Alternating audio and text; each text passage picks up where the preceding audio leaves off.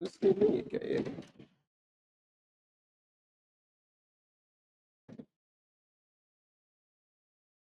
Full screen नहीं हो रही है?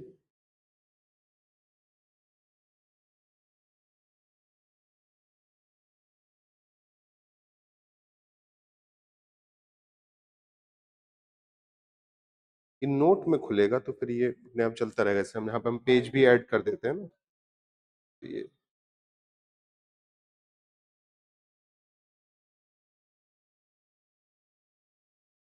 ऐड होगा ना। ठीक है, ठीक।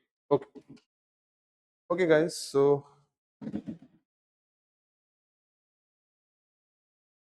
आज हमारी पहली क्लास है और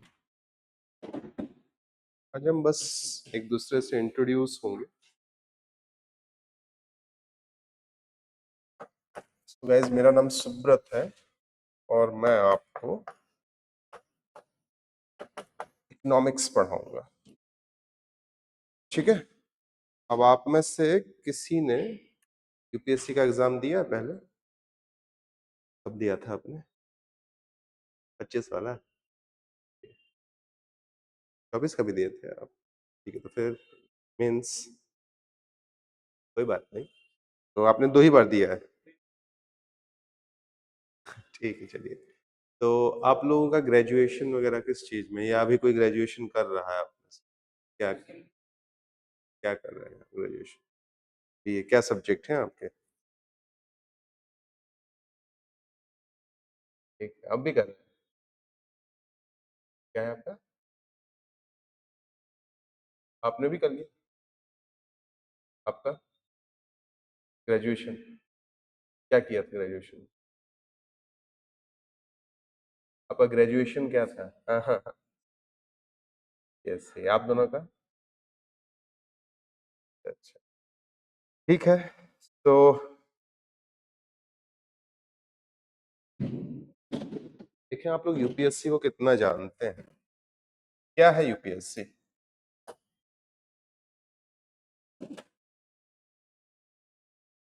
क्या है? संस्था है? कॉन्स्टिट्यूशनल है? कौन से आर्टिकल में है? ठीक है, अब ये बताइए कि ये क्या करती है, और भी कुछ? कि सिर्फ एग्जाम कंडक्ट करवाती है? अच्छा, चलिए, कौन कौन से एग्जाम कंडक्ट करवाती है? चलिए, एनडीए और सीडीएस जो तो डिफेंस के हो गए। सीएपीएफ भी हम ले सकते हैं, ठीक है, इस पर भी हम बात करेंगे। ठीक, सीएससी हो गया, देन ईपीएफओ, ईपीएफसी, और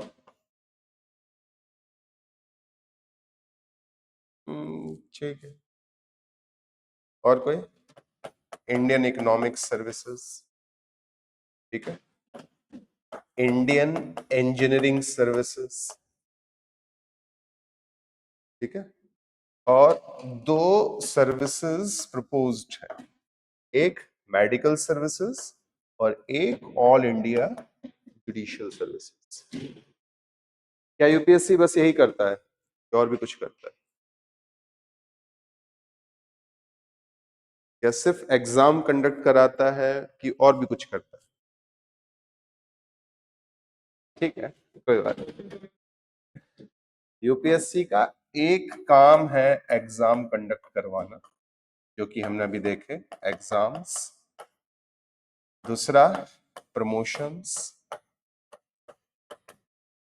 और तीसरा, डिसिप्लिनरी एक्शन। ये तीनों काम यूपीएससी करता है।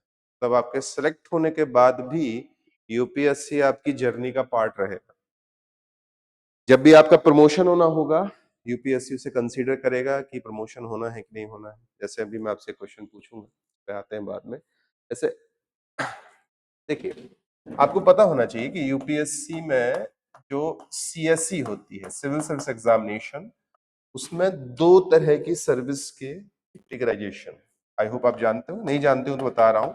Article 316, 312 sorry, all India services, and then they have class 1 and class 2 services. इसके बाद जो क्लास 3 होती हैं उनको एसएससी कंडक्ट कराते हैं। ठीक है, अब ये जो क्लास 1 और क्लास 2 सर्विसेज है ना, जैसे कि आपको एग्जांपल देता हूं, आपने इंडियन फॉरेन सर्विसेज का नाम सुना है? आपको नहीं पता है तो मैं बता दूं, ये क्लास 1 सर्विस है, ये ऑल इंडिया सर्विस नहीं होती।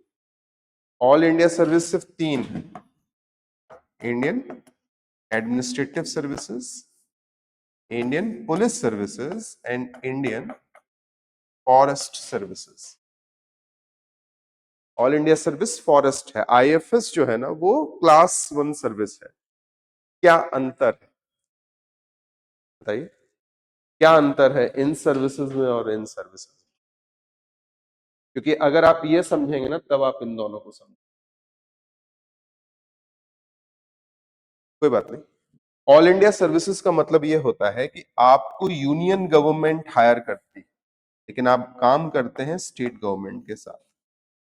क्योंकि आपको जो हायर करने वाला है, जो अथॉरिटी ऑफ प्रेसिडेंट से आपको हायर किया गया, तो नियम है हर जगह का कि जिस इंसान ने तुमको हायर किया है वही इंसान तुम पे और एक्शंस ले सकता है, उससे नीचे के ओहदे का नहीं, उससे ऊपर के ओहदे का हो सकता है। तो मान लो सपोज होम मिनिस्टर ने तुमको अपॉइंट किया, तो चीफ मिनिस्टर तुम पे एक्शन ले सकता है कि वो होम मिनिस्टर से ऊपर है, लेकिन क्योंकि तुम्हें इंडिया के प्रेसिडेंट अपॉइंट करते हैं इसलिए प्रेसिडेंट से ऊपर तो कोई होता नहीं है, तो ये आउटमोस्ट सबसे ऊपर है कि वो प्रमोशन और डिमोशन डिसिप्लिन कुछ भी करते हैं, इसलिए इसे बोलते हैं स्टील केज। समझ में आया? स्टील है ना, सरदार वल्लभ भाई पटेल ने बोला था ना कि ये हमारी फाउंडेशन है। क्यों फाउंडेशन है? क्योंकि यूनियन गवर्नमेंट स्टेट गवर्नमेंट पे अपना कंट्रोल रखती है। जो भी आईएएस ऑफिसर है वो यूनियन गवर्नमेंट के लिए काम करता है, जो इंडियन पुलिस सर्विसेज है वो यूनियन गवर्नमेंट के लिए काम करती हैं, इसीलिए आप आज यहाँ होंगे कल वहां होंगे, आप कई बार मिनिस्ट्री में काम कर रहे होंगे, कई बार आप जिले में काम कर रहे होंगे, कई बार आप कहीं पर एसपी होंगे, कहीं पे आप इंटेलिजेंस ब्यूरो में काम कर रहे हैं। यहां पर यूपीएससी का एक बहुत इंपॉर्टेंट रोल आता है कि स्टेट गवर्नमेंट जो भी रिपोर्ट लिखती है कि भाई हमारा डीएम सही से काम नहीं कर रहा है, हमारा एसपी सही से काम नहीं कर रहा है, वो एक्शन यूपीएससी में होते हैं। और फिर यहाँ पर जाकर के एक ट्राइब्यूनल होता है जिसे कहते हैं आप कैट, ठीक है, सेंट्रल एडमिनिस्ट्रेटिव ट्राइब्यूनल। तो आपके खिलाफ कोई एक्शन होगा तो उसकी सोल्यूशन को कहाँ निकलेगी? तुम्हें पता है मैंने क्यों बताया तुम्हें? एक नाम लेता हूं, देखते हैं तुम लोग वो नाम पहचानते हो कि नहीं। संदीप लांबा, नाम सुना है? मैं पूरा बोल देता हूं, संदीप लांबा आईपीएस। हाल ही में जो प्रोटेस्ट हुई थी ना दिल्ली में, वहां पे एक आईपीएस ऑफिसर ने एक बच्ची को, किसी को, वुमेन को थप्पड़ मार दिया। अब उनके ऊपर डिसिप्लिनरी एक्शन हो रहा है, तो वो एक्शन कौन लेगा? एक्शन लेता है यूपीएससी। कैट में आपकी सुनवाई होगी, एक्शन लेगा यूपीएससी। ठीक है, यूपीएससी सिर्फ एग्जाम कंडक्ट नहीं करता, यूपीएससी के और भी बहुत सारे फंक्शंस। ओके, अब हम जो डिस्कस करेंगे, यानी कि ये जो आपको लग रहा होगा सर इसका क्या सेंस है, बिल्कुल है। आपको आगे जाकर के ये एडमिनिस्ट्रेशन समझना होगा, आपकी ऑफिस की हायरार्की है। अभी हम सिर्फ एक चीज के बारे में बात करना चाहते हैं, वो है हमारा civil service examination. Not about कि पोस्ट प्रेफरेंस क्या रखनी है, बाकी क्या करना है, and so just about the examination. Okay, तो एग्जामिनेशन का स्ट्रक्चर पता है? बताइए। 3 स्टेज है। पहली प्रीलिम्स, जिसे हम प्रीलिम्स टेस्ट भी बोलते हैं, पीटी। मेरा पर्सनली मानना है it is the most difficult stage of the examination. Then mains and then interview, sometimes also known as personality test, but क्योंकि हमने प्रीलिम्स टेस्ट यहां लिख दिया इसलिए इसको पीटी। ठीक है, अब इस एग्जामिनेशन की क्या खासियत? ये कब आया था आपको पता है? पीटी नहीं हुआ करता था पहले, डायरेक्टली मेंस लिखते थे। कब आया था ये उसी समय आया था 90s में, जब एमसीक्यू का दौर आता है, मल्टीपल चॉइस क्वेश्चन। प्रीलिम्स एक निगेशन यानी एलिमिनेशन का एग्जामिनेशन, यानी यहां पे सिर्फ छटनी की जाती है। ये बहुत इंपॉर्टेंट है कि इसके मार्क्स से मेरिट नहीं बनती। आपको पता है ना, ईरा सिंगला AIR 1 थी, आप जानते हैं। टीना डबी का नाम सुना है, AIR 1 थी।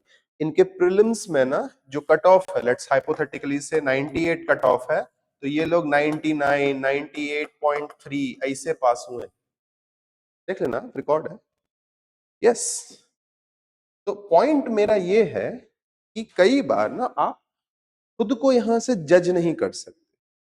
कोई बच्चा अगर प्रीलिम्स नहीं निकाल पा रहा है ना, इसका मतलब ये नहीं कि वो वीक बच्चा है या वो तैयारी नहीं कर रहा है, वो इसको डिकोड नहीं कर पाया। सभी मैं तुमको दिखाऊंगा ना, इस जर्नी को पूरा 1-1.5 महीना जो भी हम करेंगे उसको चलाएंगे, ठीक है। तो ये मेरिट नहीं बनाते हैं, सिर्फ एलिमिनेट करते हैं। कैसे एलिमिनेट करते हैं? तुम करीबन यहाँ पर 3 लाख बच्चे फॉर्म भर रहे हैं, इसमें मान लो 50,000 कम हो गए तो 2.5 लाख बच्चे एग्जाम दे रहे हैं। यहाँ पहुंचेंगे सिर्फ 15,000, डिपेंडिंग ऑन की फाइनल सीट्स कितनी है। अगर फाइनल सीट्स 1000 है तो 15,000 आएंगे, बिकॉज 3:1 का होता है। अगर 1000 वैकेंसी है, इंटरव्यू में 3000 पहुंचेंगे, ये उनका रेशियो है। तो आप ये निकाल सकते हैं कि फाइनल पोस्टिंग से मेंस कितने बच्चे लिखेंगे, कितने बच्चे देंगे, ठीक है। आई होप मेंस का स्ट्रक्चर पता होगा। बताओ जल्दी से, पेपर बताओ। तो सबसे पहले लैंग्वेज का, लैंग्वेज 1, लैंग्वेज 2, ऐसे, GS 1 है ना, 2, 3, और एथिक्स हो गया 4। और फिर आपको पता है कि ऑप्शनल 1 एंड ऑप्शनल, ये इतने हमारे। आपको ये पता होना चाहिए कि इसमें मेरिट नहीं होती, लैंग्वेज के पेपर में मेरिट नहीं होती है।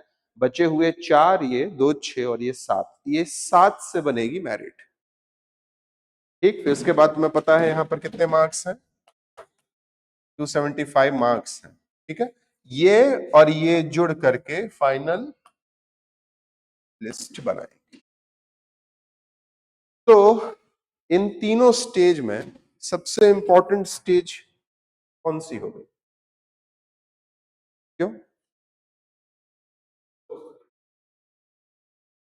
प्री तो प्री खतरनाक है, इंपॉर्टेंट से ज्यादा प्री थोड़ा डेंजरस है। मेंस इंपॉर्टेंट क्यों? तो यहां से बनती है मेरिट, विच मींस मैंने वहां एग्जांपल भी दिया था ना कि ईरा सिंगला और टीना डबी 0.5 मार्क्स से मेंस लिख रही हैं। ये मैंने क्यों दिया था कि अगर यहाँ गंदा परफॉर्म कर रही हैं लेकिन उन्होंने यहाँ पे अच्छा परफॉर्म किया है, इसलिए वो AIR 1 है। मतलब यहाँ हमको किसी तरीके से अपनी गाड़ी को यहाँ पहुंचाना है। प्रॉब्लम एक और है, वो प्रॉब्लम है इनके बीच की ड्यूरेशंस, ठीक है। क्योंकि आप नहीं जानते होंगे, there is something known as ARC, नाम सुना है? एडमिनिस्ट्रेटिव रिफॉर्म कमिटी, ठीक है। There is a committee administrative reforms, उसके रिकमेंडेशंस हैं। अगर वो रिकमेंडेशंस लग गए तो यूपीएससी में और खलबली आ सकती है। उसमें एक रिकमेंडेशन है कि 3 अटेम्प्ट होने चाहिए। दूसरा रिकमेंडेशन है कि एज 23 कर देनी चाहिए। अगला रिकमेंडेशन इनके इनके बीच में 1 महीने या 1.5 महीने से ज्यादा का गैप नहीं होना चाहिए। उसमें से कुछ रिकमेंडेशन ARC 2 के यूपीएससी ने लगाए थे 2011 में और 2013 में। 2011 में आई होप आपको पता है CSET आया था पेपर 1 में, प्रीलिम्स में, GS और CSET। उससे पहले क्या होता था, GS और एक ऑप्शनल का होता था, वो हटा। दूसरा 2013 में हम लोग जब पहला मेंस दे रहे थे, 2013 में ये चेंज हुआ था। अदरवाइज इससे पहले क्या था, 2 ऑप्शनल थे और GS के पेपर होते। ये दोनों रिकमेंडेशन ARC की ही रिकमेंडेशन, ठीक है। इन रिकमेंडेशन के बाद अगली रिकमेंडेशन यूपीएससी में कभी भी वो लग सकती है, एज की, अटेम्प्ट की और इसकी कभी भी आ सकती है ना। हम श्योर नहीं, 2013 से 13 साल बीत चुके हैं, तो नो वन नोज। और वो जो 6 साल अटेम्प्ट हुआ है ना, जब 6 बार जनरल कैटेगरी, तो 6 बार अटेम्प्ट दे सकते, 6 नहीं होते थे तो 4 होते थे। 2 एक्स्ट्रा राहुल गांधी ने दिलवाए थे उस समय 2013 का समय था, तो इस समय 2 अटेम्प्ट बढ़ाए गए थे। वो भी कभी भी वापस हो सकता है, मतलब आपके 4 ही रह जाएंगे। तो ARC इससे पहले एक्टिव हो, हमको एक्टिव होना है, ओके। अगला, तैयारी को शुरू कहां से करना है, ये बहुत इंपॉर्टेंट है। इसलिए इंपॉर्टेंट है क्योंकि देखिए आपका पीटी कब होता है बताइए? अभी हुआ था, तो मई के अराउंड रहेगा, मई एंड में, तो मई एंड है ना। अब मेंस आपका शुरू हो जाएगा तो अगस्त में होने वाला है, ठीक है। तो होगा क्या कि आपको इसके बीच में ना 3 महीने से ज्यादा नहीं मिलने वाला।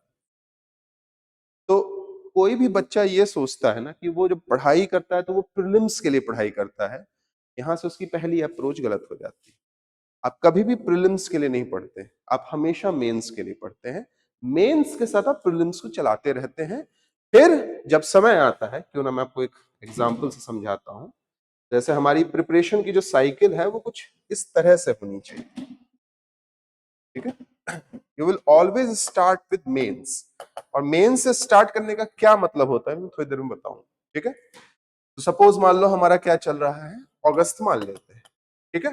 हम अगस्त में हैं, हमारा ऑब्जेक्टिव ये होगा कि दिसंबर आते आते तक हमको हमारा मेंस कंप्लीट कर देना। मेंस कंप्लीट मतलब जीएस 1 से लेकर के 4 और ऑप्शनल ये दोनों खत्म हो जाने चाहिए। कैसे बताऊंगा मैं। फिर दिसंबर के बाद क्या होगा, हम मई के लिए धीमे धीमे प्रिपेयर करने लगेंगे। यहां पर हम आंसर राइटिंग करेंगे, प्लस हम अपना मई के लिए रेडी होने लगेंगे। तो ये ड्यूरेशन में हम प्रीलिम्स पे ज्यादा फोकस करेंगे। पहले प्रीलिम्स पे फोकस नहीं होता है, पहले होता है मेंस पे फोकस। रीजन ये कि मई के बाद आपके पास सिर्फ 3 महीने हैं। तो साल टू साल आपका ये है, देख लीजिए 12 महीने हैं आपके। तो इस 12 महीने में ये 3 महीने में हम मेंस नहीं कर सकते।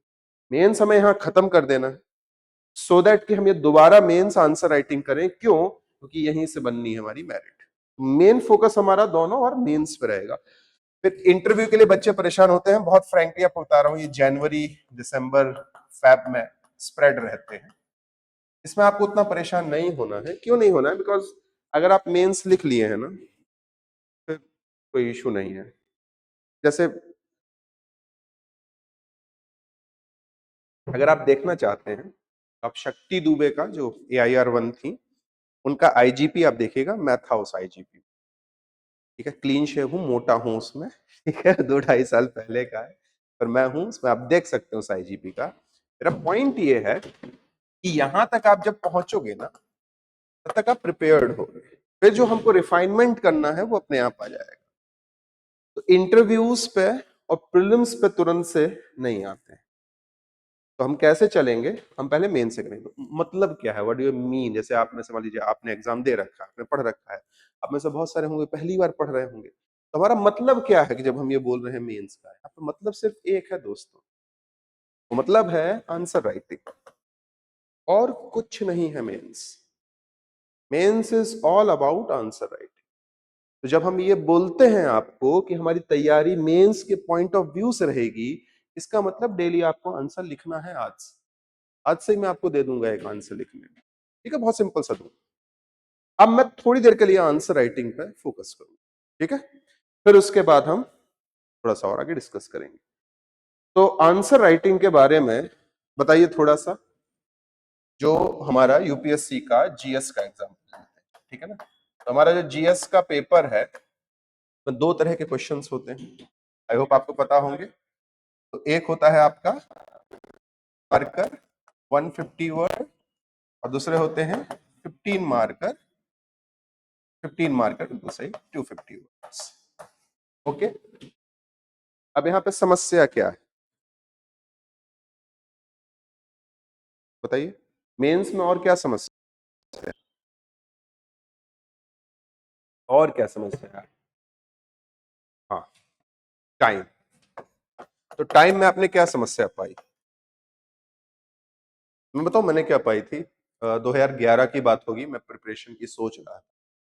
तो जब मैंने पहली बार यूपीएससी पढ़ा, मैंने कहा चलो पेपर जो है ना, वो तो 3 घंटे का है, उससे प्रॉब्लम नहीं है। मेरी प्रॉब्लम दूसरी थी। प्रॉब्लम दूसरी ये थी कि जो मैक्सिमम मार्क्स थे, कितने थे पूरे पेपर के? और नॉर्मली मैं आज तक कॉलेज में या स्कूल में कितना करता आया हूं बताइए? आपने जिस भी कॉलेज, जिस भी स्कूल में आप पढ़े होंगे, हम किस स्ट्रक्चर में जिए हैं। 3 घंटे में 100 मार्क्स, तो उस हिसाब से आपको लिखना है। अब अगर आपको नहीं पता है, मैं आपको बता दूं, इसका सेट बनाएंगे हम, some amount of 10 marker, some amount of 15 marker. आपको एटलीस्ट 5000 से 7000 वर्ड्स लिखने हैं। यह है आपका 3 घंटे का। इसमें एक और समस्या है जो मैंने 2011 में मेरे एक मेंटोर थे उस समय, मैंने उनसे पूछी थी कि भैया मैं तो 3 घंटे में 100 मार्क्स का लिखता हूं, मैं 3 घंटे में 250 मार्क्स, उस समय 300 था, 300 मार्क्स कैसे लिखूंगा। लेकिन मुझे दूसरी प्रॉब्लम नहीं पता थी। दूसरी प्रॉब्लम क्या है? अगर आप मेंस लिखें तो अब चलिए कोई बात नहीं। अगली प्रॉब्लम है कि दिन में एक पेपर नहीं होता है, दिन में 2 पेपर। क्या समस्या है? वही 3 घंटे हैं। क्या प्रॉब्लम होगी? अब आप चीजें धीमे धीमे प्रैक्टिकली चीजें समझ रहे हैं, और अब आप समझेंगे कि क्यों हम मेंस की तैयारी करा रहे हैं। हम आपको ज्वाइन कराएंगे जिम। सिर्फ आपकी मेंस की तैयारी ये नहीं है कि आप आंसर लिखने लगे, आपको दिसंबर तक में अपने हाथों में, अपने ब्रेन में इतना स्टेमिना बना लेना है कि आपका क्वेश्चन नंबर 1 उतनी ही अच्छी हैंडराइटिंग और क्लैरिटी के साथ लिखा गया होगा जितना कि क्वेश्चन नंबर 20। क्योंकि आपको 40 क्वेश्चन लिखने हैं। ये तभी होगा जब आप लिखेंगे आंसर। इसलिए मेंस पहले शुरू होता है, प्रीलिम्स पहले शुरू नहीं होता। प्रीलिम्स में आपको ये सब नहीं करना है। प्रीलिम्स में आपको एमसीक्यू सॉल्व करना है और आपको गोला मारना है। ठीक है, तो अब अगली और प्रॉब्लम। अगली प्रॉब्लम मेरे लिए थोड़ी सी अनएक्सपेक्टेड थी, क्योंकि क्या हम लोगों की तैयारी के समय पे ना, आप में और मेरे में 10-12 साल का गैप। हमारे टाइम पे ना ये एडुटेक नहीं था। तो एडुटेक नहीं होने के कारण प्रॉब्लम क्या थी ना, कि बहुत सारी जो इन्फॉर्मेशन यूपीएससी से आ सकती थी उनको ओपन प्लेटफॉर्म पे नहीं मिलती थी। जैसे कि यूपीएससी की कॉपियां हम नहीं देख पाते। हमको कभी नहीं पता था कि यूपीएससी की कॉपी कैसी होती है, जब तक कि हम पहली बार मेंस में लिखने नहीं गए। इसमें मेरे साथ एक लैंग्वेज वाला प्रॉब्लम हो गया, मैं बताऊंगा, और लैंग्वेज भी उतना इंपॉर्टेंट है, उसको भी लाएंगे। तो एक तो देखिए, आपको 3 लिमिट्स हैं यहां पर। ठीक है, यूपीएससी आपके सामने 3 लिमिट्स क्रिएट करता है। पहली लिमिट होती है टाइम, कि आपको टाइम के अंदर, है ना, 3 घंटे के अंदर आपको इतना कंटेंट लिखना है। दूसरी प्रॉब्लम होती है वर्ड्स की। देखिए, आप वर्ड लिमिट को ब्रीच नहीं कर सकते। और तीसरी प्रॉब्लम होती है, वो आपको तब तक नहीं पता चलेगी जब तक कि, हमारे केस में, तक कि आप यूपीएससी का मेंस नहीं लिखते। अब आपको पता है, वो इशू है स्पेस की। सो जिसने यूपीएससी की कॉपी नहीं देखी है उसको मैं बता दूं कॉपी कैसी होती है। तो कॉपी में होते हैं मार्जिन्स, लाइक दिस। आप सिर्फ यहां पे लिख सकते हैं, आप यहां नहीं लिख सकते, आप यहां नहीं लिख सकते। अगला, यहां पे क्वेश्चन प्रिंटेड होता है, और अगर ये 10 मार्कर है, 150 वर्ड है, तो ये पेज 1 होगा और ये पेज 2 होगा, और पेज 3 पर अगला क्वेश्चन प्रिंटेड होगा। अगर ये 15 मार्कर है तो यहाँ पे पेज 1, पेज 2 और पेज 3 होंगे, और पेज 4 पे दोबारा क्वेश्चन प्रिंटेड। इसका मतलब आपके पास एरर ऑफ मार्जिन नहीं है, सॉरी, मार्जिन ऑफ एरर बिल्कुल भी नहीं है। कहने का मतलब, अगर आपने गलती कर दी, मान लीजिए आपने आंसर लिखा, आपने 2 पैराग्राफ लिखे, फिर आपने कट कर दिया, आप नहीं कर सकते, क्योंकि अगर आप करेंगे ना, सिर्फ आप टाइम लूज करेंगे प्लस वर्ड्स लूज कर जाएंगे। स्पेस नहीं है आपके पास। ठीक है, अब मैं आपको क्यों बता रहा हूं, क्योंकि आप धीमे धीमे इस चीजों को देखेंगे कि जब आप आंसर राइटिंग शुरू करेंगे ना, तो आप क्या पाएंगे कि आपके जो, सपोज आप हैंड राइटिंग लिखते हैं, जब आप लोगों की मैं कॉपी चेक करूंगा तो मैं चीजों देखूंगा, तो 2 बच्चे ना, अगर हम उनको, सेम बच्चों को बोले कि भाई 2 पेज लिखिए आप, तो जरूरी नहीं है कि दोनों बच्चों के 150 वर्ड यहीं तक आए। कुछ बच्चे बहुत डेंस लिखते हैं तो उनका 150 वर्ड यहाँ खत्म हो जाए। कुछ बच्चे बहुत मोटा मोटा लिखते हैं तो उनका यहाँ 150 वर्ड नहीं समझेगा। दोस्तों, ये भी आपको अभी से तैयार करना है। ठीक है, ये वो प्रैक्टिकल प्रॉब्लम्स हैं जो आप, कोई पिटा हुआ हो उसी से आप सीख सकते हैं। ठीक है ना, तो इस पे हमारा सबसे पहला एम्फेसिस होगा। तो मैं भी आपको बता दे रहा हूं कि हर क्लास में मैं आपको क्वेश्चंस दिया करूं। क्वेश्चन देने का भी एक पैटर्न होगा। पैटर्न कैसे होगा वो मैं आज आपको बम्बार्ड नहीं कर रहा हूं, क्योंकि आज बहुत ज्यादा आ जाएगा एक साथ चीजें, ठीक है ना। तो मैं आपको सिखाऊंगा कि वर्ड लिमिट कैसे कंट्रोल करते हैं, स्पेस के अंदर कैसे करते हैं। एक कॉन्सेप्ट होता है डी क्लटरिंग का, आपको डी क्लटरिंग सिखाऊंगा। डी क्लटरिंग एक सिंपल तरीके से समझिए, जैसे आप इस पोस्टर को देखिए, देखिए पीछे वाला पोस्टर। अब देखिए इस पोस्टर में अगर कोई बहुत स्मार्टली स्पेस को यूज करे ना, तो कितने हैं, 1 3 3 6 ग्रेट लीडर्स हैं। डीक्लटरिंग का मतलब होगा कि इसी पेज में हम 6 की बजाय 9 लीडर्स को लाते। वो कैसे हो, उसको करने के लिए जो एक्स्ट्रा स्पेस आप देख रहे हो ना, उस स्पेस को हमें कम करना होगा। इस फिनोमिना को हम डीक्लटरिंग कहते हैं। यानी कि वही 150 वर्ड्स के अंदर, वही 2 पेज के अंदर आपका आंसर दूसरे के आंसर से बेटर कैसे हो। आप स्पेस को वेस्ट ना करें, सब हम सिखाएंगे आपको। यही बता रहा हूं कि हर क्लास के एक स्टेज पे मैं तुमको कुछ ना कुछ एक नई चीज बताऊंगा, बट वो तभी पॉसिबल होगा जब आप लिख के लाएंगे। शुरुआत में आपको बहुत हेजिटेशन होगी, पीड़ा होगी, आइडियाज नहीं मिलेंगे। और मैं अपने एक्सपीरियंस से आपको ये बता दूं कि आप चैट जीपीटी गुरु के पास जाएंगे। अगर आप चैट जीपीटी के पास जाएंगे तो मैं पकड़ लूंगा, ठीक है ना। तो कोशिश कीजिए कि आप खुद लिखें, ठीक। चलिए, अब इसके आगे जो करेंगे हम, वो हम ऑडियो से प्रैक्टिस के साथ करेंगे। सो मेंस हमारा कुछ इस तरह से अप्रोच रहेगा। हाँ, इसका मतलब ये नहीं कि हम प्रीलिम्स छोड़ देंगे। जो भी हम क्लास करेंगे, उस क्लास के एंड में हम उस टॉपिक से जुड़े हुए एमसीक्यू सॉल्व करेंगे। हम प्रिफर करेंगे कि हम पीवाईक्यू सॉल्व करें। क्यों? क्योंकि पीवाईक्यू से ही हमको समझ में आता है कि यूपीएससी क्या चाहता है, क्या एक्सपेक्ट करता है, ठीक है।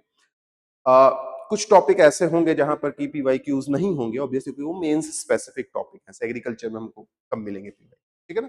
तो जैसे इंफ्रास्ट्रक्चर मॉडल्स हैं, उसमें आपको पीवाईक्यू नहीं मिलेगा। आई होप आप चाहेंगे कुछ जगहों पे पीवाईक्यूज नहीं होंगे, ठीक है। तो हम इन स्वरूप देखेंगे। खैर, ये देखिए, ये आपका सिलेबस है। अगर आपके पास है तो बहुत अच्छा है, अगर आपके पास नहीं है तो इसको आप प्रिंट करा के निकाल के रखिए, ठीक है। ये आपके पास होना चाहिए सिलेबस, ठीक। ये सॉफ्ट कॉपी आपको चली जाया करेगी, ये आपके लिए, ठीक है ना। तो जो भी यहाँ पे रहेगा वो सब आपको ओपन जाएगा। मैं एक ग्रुप बना दूंगा, उसमें हम लोग जुड़ जाएंगे। टेलीग्राम के मेरे ग्रुप को ज्वाइन कर लीजिएगा, वहां मैं पीपीटी शेयर कर दूंगा, ठीक है। ये आपको टीम से आ जाएगा, ठीक है। ये पेपर 1 का है। इस पेपर 1 में इकोनॉमी की बात करते हैं, हम इकोनॉमी के सब्जेक्ट उठा रहे हैं। आप इकोनॉमी का थोड़ा देखिए सिलेबस क्या है, कहाँ है। Economic and social development, sustainable development, poverty, inclusion, demographics, social sector initiative etcetera. बस क्या पूछना चाहेगा,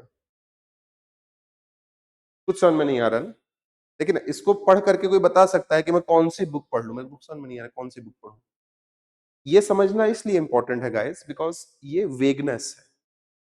प्रीलिम्स में बहुत वेग है। वेग मतलब क्लियर नहीं है कि क्वेश्चन कहां से आएगा। इसका सिर्फ एक सॉल्यूशन है, वो है पीवाईक्यू। दैट इज वाई जब भी हम कोई क्लास में कोई भी टॉपिक करेंगे ना, हम उस दिन उसके पीवाईक्यू जरूर सॉल्व करेंगे, प्रोवाइडेड उसका पीवाईक्यू होना चाहिए, ठीक है ना। क्यों करेंगे? क्योंकि तभी हम समझेंगे कि यूपीएससी की अप्रोच क्या है, वो कैसे क्वेश्चन पूछता है, हमको कहां से पढ़ना चाहिए और कैसे पढ़ना चाहिए। और कोई सॉल्यूशन नहीं। इसके बाद देखो आप, ये पेपर 2 का है। अभी से बताए दे रहा हूं, अगर आप मैथ्स में अच्छे हैं, ठीक है ना, हो सकता है आप में से कोई मैथ में अच्छा हो, और हो सकता है कि आप में से कोई मैथ में उतना अच्छा ना हो। तो अगर आप मैथ में अच्छे हैं तो आपको सी सेट पे यानी पेपर 2 पे डबल मेहनत करनी। अगर आप मैथ में कमजोर हैं तो आपको नॉर्मल मेहनत करनी। ऐसा इसलिए क्योंकि जो मैथ में अच्छा है वो रहता है ओवर कॉन्फिडेंट कि मेरे से तो बन ही जाएगा, और वो करता नहीं है प्रैक्टिस। और मैं आपको बता रहा हूं, आप अगर मेरा भरोसा नहीं करते हैं, आप आरटीआई फाइल कर लीजिएगा और आप देखिएगा कि हर साल कितने बच्चे सी सेट क्वालिफाई ना करने के कारण मेंस नहीं। अब देख लीजिएगा, वो सब लोग जीएस पेपर 1 क्वालिफाई किए हैं, सी सेट में वो इतने नंबर 66.6 नंबर नहीं ला पा, 60 नंबर पे लुढ़ के जा रहे हैं। इस साल भी है, मेरे मेरे स्टूडेंट से लिख के बोल रहे हैं सर सी सेट लाइटली नहीं लेना है। अगर आपका मैथ अच्छा है, डबल मेहनत।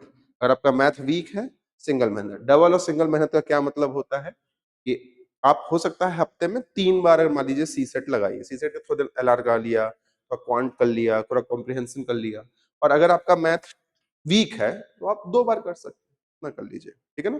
बस वो करिएगा, ओके? अगर आपको शेड्यूलिंग में इश्यू होगा तो मैं आपका एक शेड्यूल या टाइम टेबल टाइप का भी बना दूंगा, ठीक है? बट वो आपको अपने हिसाब से अपडेट भी करना पड़ेगा, ओके? अब देखते हैं हम अपना मेंस का जो हमारा पेपर है, पेपर 3। अब पेपर 3 में आप थोड़ा सा सिलेबस देखिए। Indian economy and issue related to planning, mobilisation of resources, growth, development and employment and inclusive growth, issues arising from it, government budgeting, major crops, cropping patterns in various part of country, different types of irrigation systems, storage, transport, marketing of agriculture produce, issues and related constraints, e-technology in the aid of farmer, issue related to direct and indirect farm subsidies, minimum support price, PDS, objective function limitation, revamping, issues of buffer stock, food security, technology missions, economics of animal rearing, food processing related industries in India, scope, significance, location, upstream, downstream, supply chain management, land reforms in India, effects of liberalization on the economy, changes in industrial policy and then effects on industrial growth, infrastructure, energy, ports, roads, airport, railway, investment model. जहां prelims में कुछ भी clear नहीं था, mains में उन्होंने एक एक शब्द लिख दिया, जिससे कि मेंस में हमको क्या पढ़ना है, कहां से पढ़ना है, बहुत क्लियर हो जाता है। ठीक, नाउ थोड़ा सा गाइज ये हमारे पिछले कुछ सालों का एनालिसिस है कि प्रीलिम्स में कितने कौन से सब्जेक्ट से कितने क्वेश्चंस आ रहे हैं। तो ऑन एन एवरेज हम इंडियन इकोनॉमी का देखते हैं, तो आप देख सकते हैं 19 से 11 के बीच में एक नंबर शिफ्ट करता है। अगेन आप चाहें तो फोटो लीजिए, अदरवाइज मैंने कहा तो सॉफ्ट कॉपी में दे दूंगा, ठीक है? अब देखिए आप, तो हमको ये डेटा हमको क्या दिखा रहा है? दिखा रहा है कि करीब करीब 20% जो वेट रहता है वो आपके इकोनॉमिक्स का रहता है। इसलिए हम इसको फाउंडिंग जो आप कह सकते हो, बेसिक जो हमारे सब्जेक्ट है, और हिस्ट्री, ज्योग्राफी, पॉलिटी और इकोनॉमी, ये चार हमारे फाउंडेशनल है, क्योंकि इससे मोर और लेस 80 क्वेश्चन प्रीलिम्स के यहीं से आते हैं। 70 आते हैं मान लीजिए, आप 80 नहीं आते। इसके बाद environment, science and current affairs भी ठीक ठाक रखता है। ये सब आपको सिर्फ ये समझने के लिए कि ये कोर है, ठीक है? इसके बाद अगर हम और एनालिसिस देखें तो आप देखिए 25 में इकोनॉमी से 13 क्वेश्चन आए थे और 26 में करीबन 11%, इकोनॉमी कम हुआ था, बट इट्स स्टिल एक इंपॉर्टेंट 11% का सिंपल 100 में से 11 क्या होता है? 11 क्वेश्चन। तो मैंने आपको बताया था कि भाई देखिए आप यहाँ पर 19 से 11 के बीच में रेंज कर रहे हैं, तो आपका थोड़ा सा कौन सा वाला,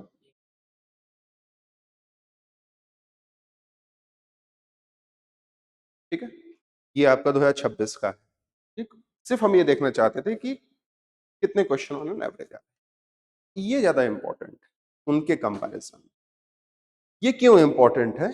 ये जो पीवाईक्यू का एनालिसिस है कि सिलेबस क्लियर नहीं है ना? फिर से थोड़ा सा मैं दोबारा आ जाऊंगा इसमें। अगर हम देखिए फिर से प्रीलिम्स के सिलेबस पे जाएं, तो हमने देखा था कि यहाँ वेगनेस है कि क्या पूछेगा। तो हमने क्या किया है, हमने क्या किया, इंटरनेट पे फ्री हो, कॉस्ट ऑफ मैंने कुछ नहीं किया, एआई से और कर दूंगा, इशू नहीं है। यहाँ पे उसने इकोनॉमी के टॉपिक्स को डिवाइड किया है। उसमें बताया है कि किस सालों में कितने क्वेश्चंस आए। जब हम फाउंडेशन पढ़ते हैं तो हमको इससे कोई बहुत ज्यादा फर्क नहीं पड़ता। क्यों? जैसे एग्जांपल देखिए, इंपॉर्टेंट कॉन्सेप्ट इन इकोनॉमी, शुरू की 4 क्लासेस सिर्फ इस पर होंगी।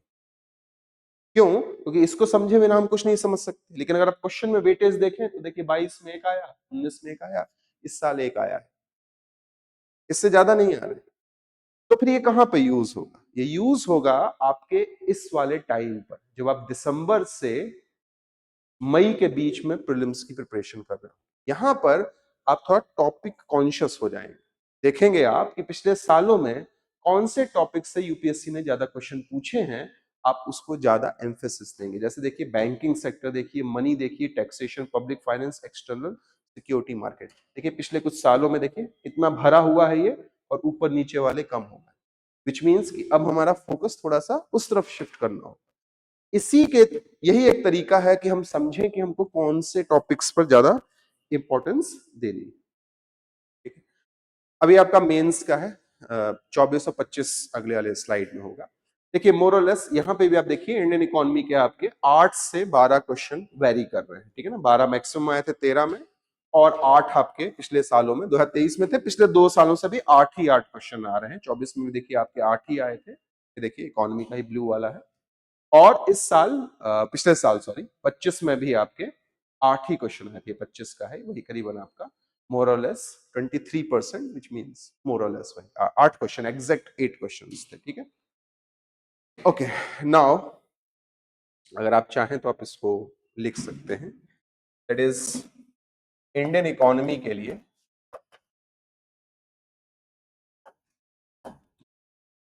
हम सोर्सेस क्या यूज करें, ठीक है ना, कहां से पढ़ना है। तो इंडियन इकोनॉमी को पढ़ने के लिए मैं क्या करूंगा, मैं दो हिस्सों में इसको डिवाइड कर रहा हूं।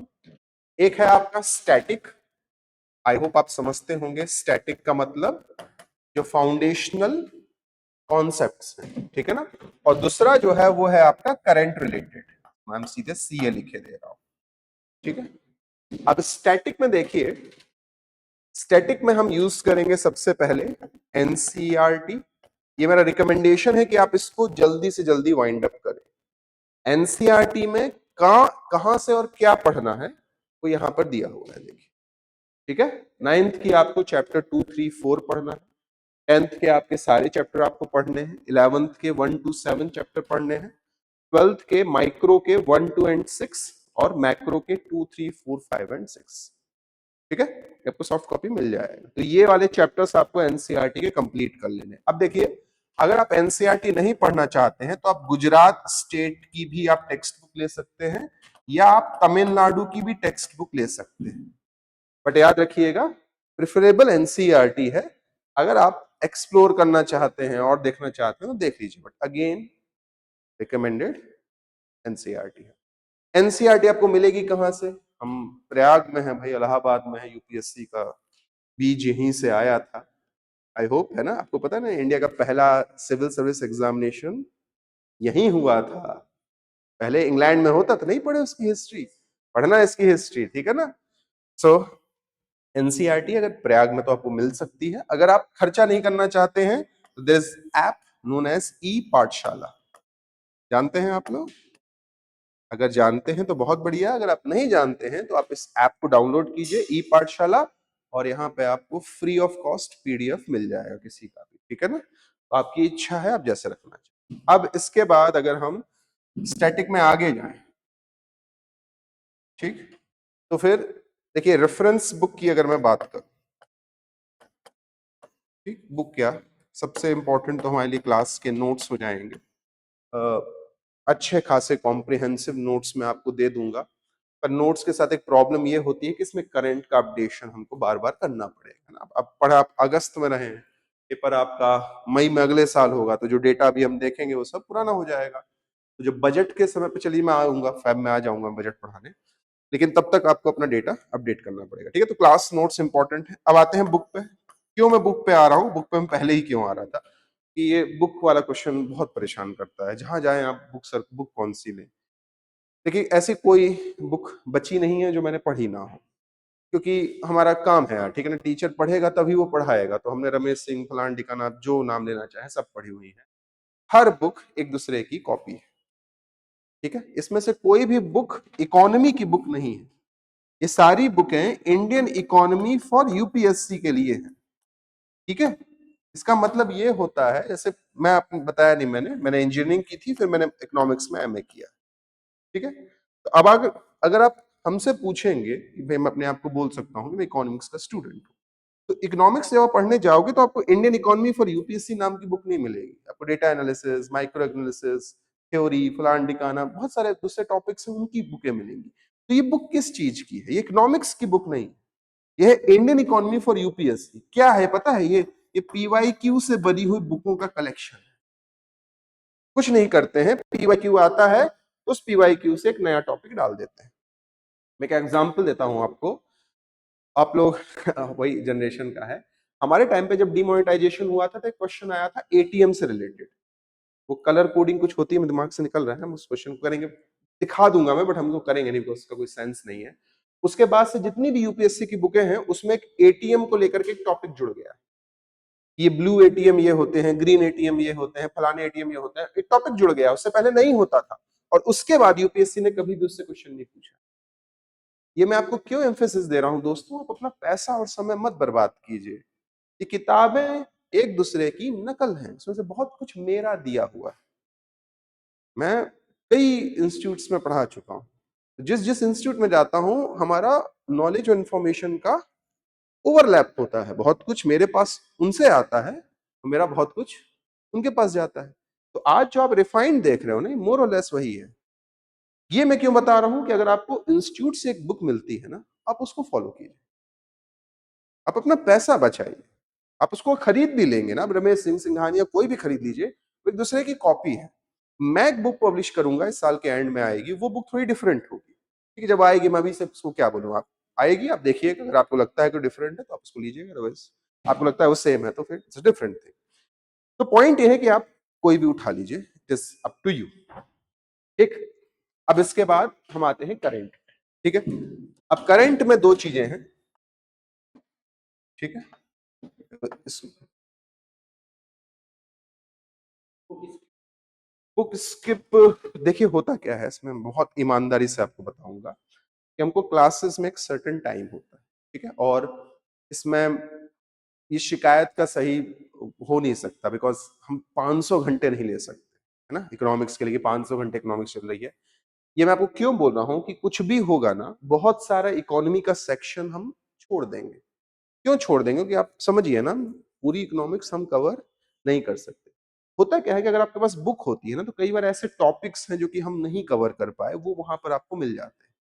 फॉर एग्जाम्पल जैसे आरबीआई है, हम करेंगे तो सब कुछ आरबीआई में, और हो सकता है कोई एक रिपोर्ट है वो छूट गई, क्योंकि वो रिपोर्ट इतनी बड़ी है कि वो आधी क्लास खा जाएगी, तो हम उसको स्किप कर देते हैं। या फिर अगर आप थोड़ा सा पीछे जाके देखें, एक और समझने की कोशिश कीजिए, जैसे अगर आप इसको देखिए, अब सपोज अगर हम इंपॉर्टेंट कॉन्सेप्ट नई नई इकोनॉमी की बात करते हैं, या इकोनॉमिक ग्रोथ की बात करते हैं, कहीं की बात करते हैं, आप देखिए कोई भी ऑर्गेनाइजेशन आपको ये वाला पार्ट नहीं पढ़ाएगा, क्योंकि यूपीएससी, इसको मैं सिखाऊंगा तुमको, आज थोड़ा सा ग्लांस दूंगा, और मैं इसको सिखाऊंगा कि देखो सिर्फ ये नहीं बदला है कि टॉपिक्स बदल गए, सिर्फ ये नहीं बदला कि पहले अलग टॉपिक से क्वेश्चन आते थे, अब अलग टॉपिक से क्वेश्चन आते, देखो इन्फ्लेशन से क्वेश्चन ही नहीं आया, पहले देखो दो एक क्वेश्चन आते थे।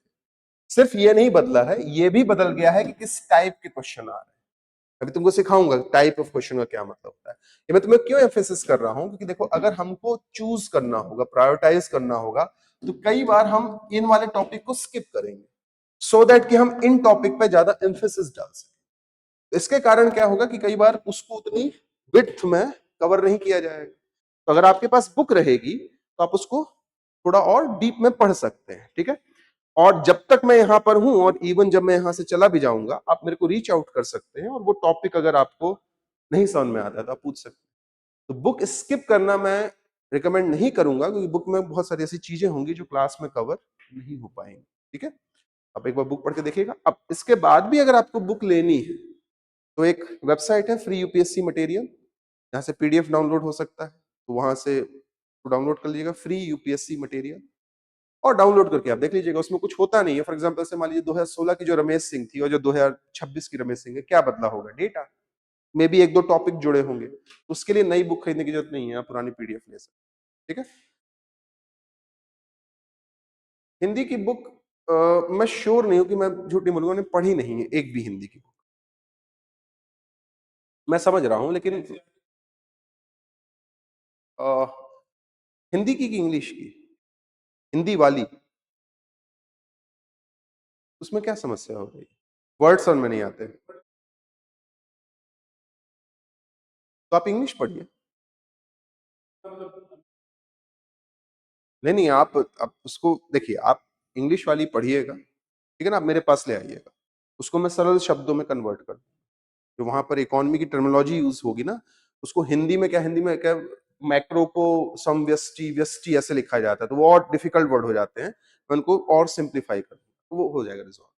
बट हिंदी की, मेरा पॉइंट ये है कि मैंने एक भी हिंदी की बुक पढ़ी नहीं है। एनसीईआरटी पढ़ने की जरूरत नहीं, क्योंकि एनसीईआरटी ट्रांसलेशन है, उसको क्या पढ़ना है। हाँ, तो मैं बाकी का नहीं कह सकता, तो आप इसका मैं तो रिकमेंड करूंगा आप इंग्लिश से पढ़िए, अगर आपको दिक्कत होती है तो आप मुझे बताइए, हम उसको रिजॉल्व कर लेंगे। संजीव वर्मा मत लीजिए, संजीव वर्मा में कवरेज कम है, मैं संजीव सर से पढ़ा हूँ। ठीक है। तो संजीव वर्मा में कवरेज नहीं है। विवेक सिंह में भी कवरेज उतना अच्छा नहीं है। देखिए बुक दो ही अच्छी हैं, रमेश सिंह, नितिन सिन्हा, ठीक है क्वालिटी में, पर फिर भी मैं आपसे बोल रहा हूँ विवेक सिंह और रमेश सिंह में क्या डिफरेंस होगा? डिफरेंस ये होगा कि हो सकता है विवेक सिंह में एक चैप्टर थोड़ा ज्यादा बड़ा हो, वही चैप्टर रमेश सिंह में छोटा हो, और कोई अंतर नहीं है। मतलब जैसे आप नेशनल इनकम पढ़ोगे, आप किसी भी बुक में नेशनल इनकम पढ़िए वही है, आप कहीं भी एक्सचेंज रेट पढ़िए, किसी भी बुक में पढ़िए एक्सचेंज रेट वही है। आप बजट का प्रेजेंट करने के 6 स्टेजेस होते हैं, वो किसी भी बुक में पढ़िए, वो 6 ही ना स्टेज है। मेरा पॉइंट ये है कि जो स्टैटिक वाला पार्ट है ना वो बदल नहीं सकता, इट्स सेम। हिस्ट्री की किताब और मे बी पॉलिटी की किताब में थोड़ा सा लिंगो यूज बदल सकता है। ऐसे हिस्ट्री किताब में कहानी बदल सकती है, जैसे एक किताब में मराठों की तरफ से कहानी हो सकती है, एक किताब में मुगलों की तरफ से कहानी हो सकती है, बट इकोनॉमिक्स में ये चीज नहीं हो सकती। वो फिनोमिनास है, कॉन्सेप्ट्स है, महंगाई महंगाई है, हर जगह महंगाई वही है, महंगाई नापने का तरीका वही है। कुछ किताबों में मे बी एग्जाम्पल्स अच्छे होंगे, but that is why the class notes will be more than sufficient for this. वहां पे simple example, simple language, simple Venn diagrams, flow charts, ये सब रहेंगे। अब धीमे धीमे और होगा, ठीक है। सो आप पढ़ो, इंग्लिश वाली दिक्कत आए बताओ, नहीं तो हिंदी वाली तो मैं नहीं कर पाऊंगा।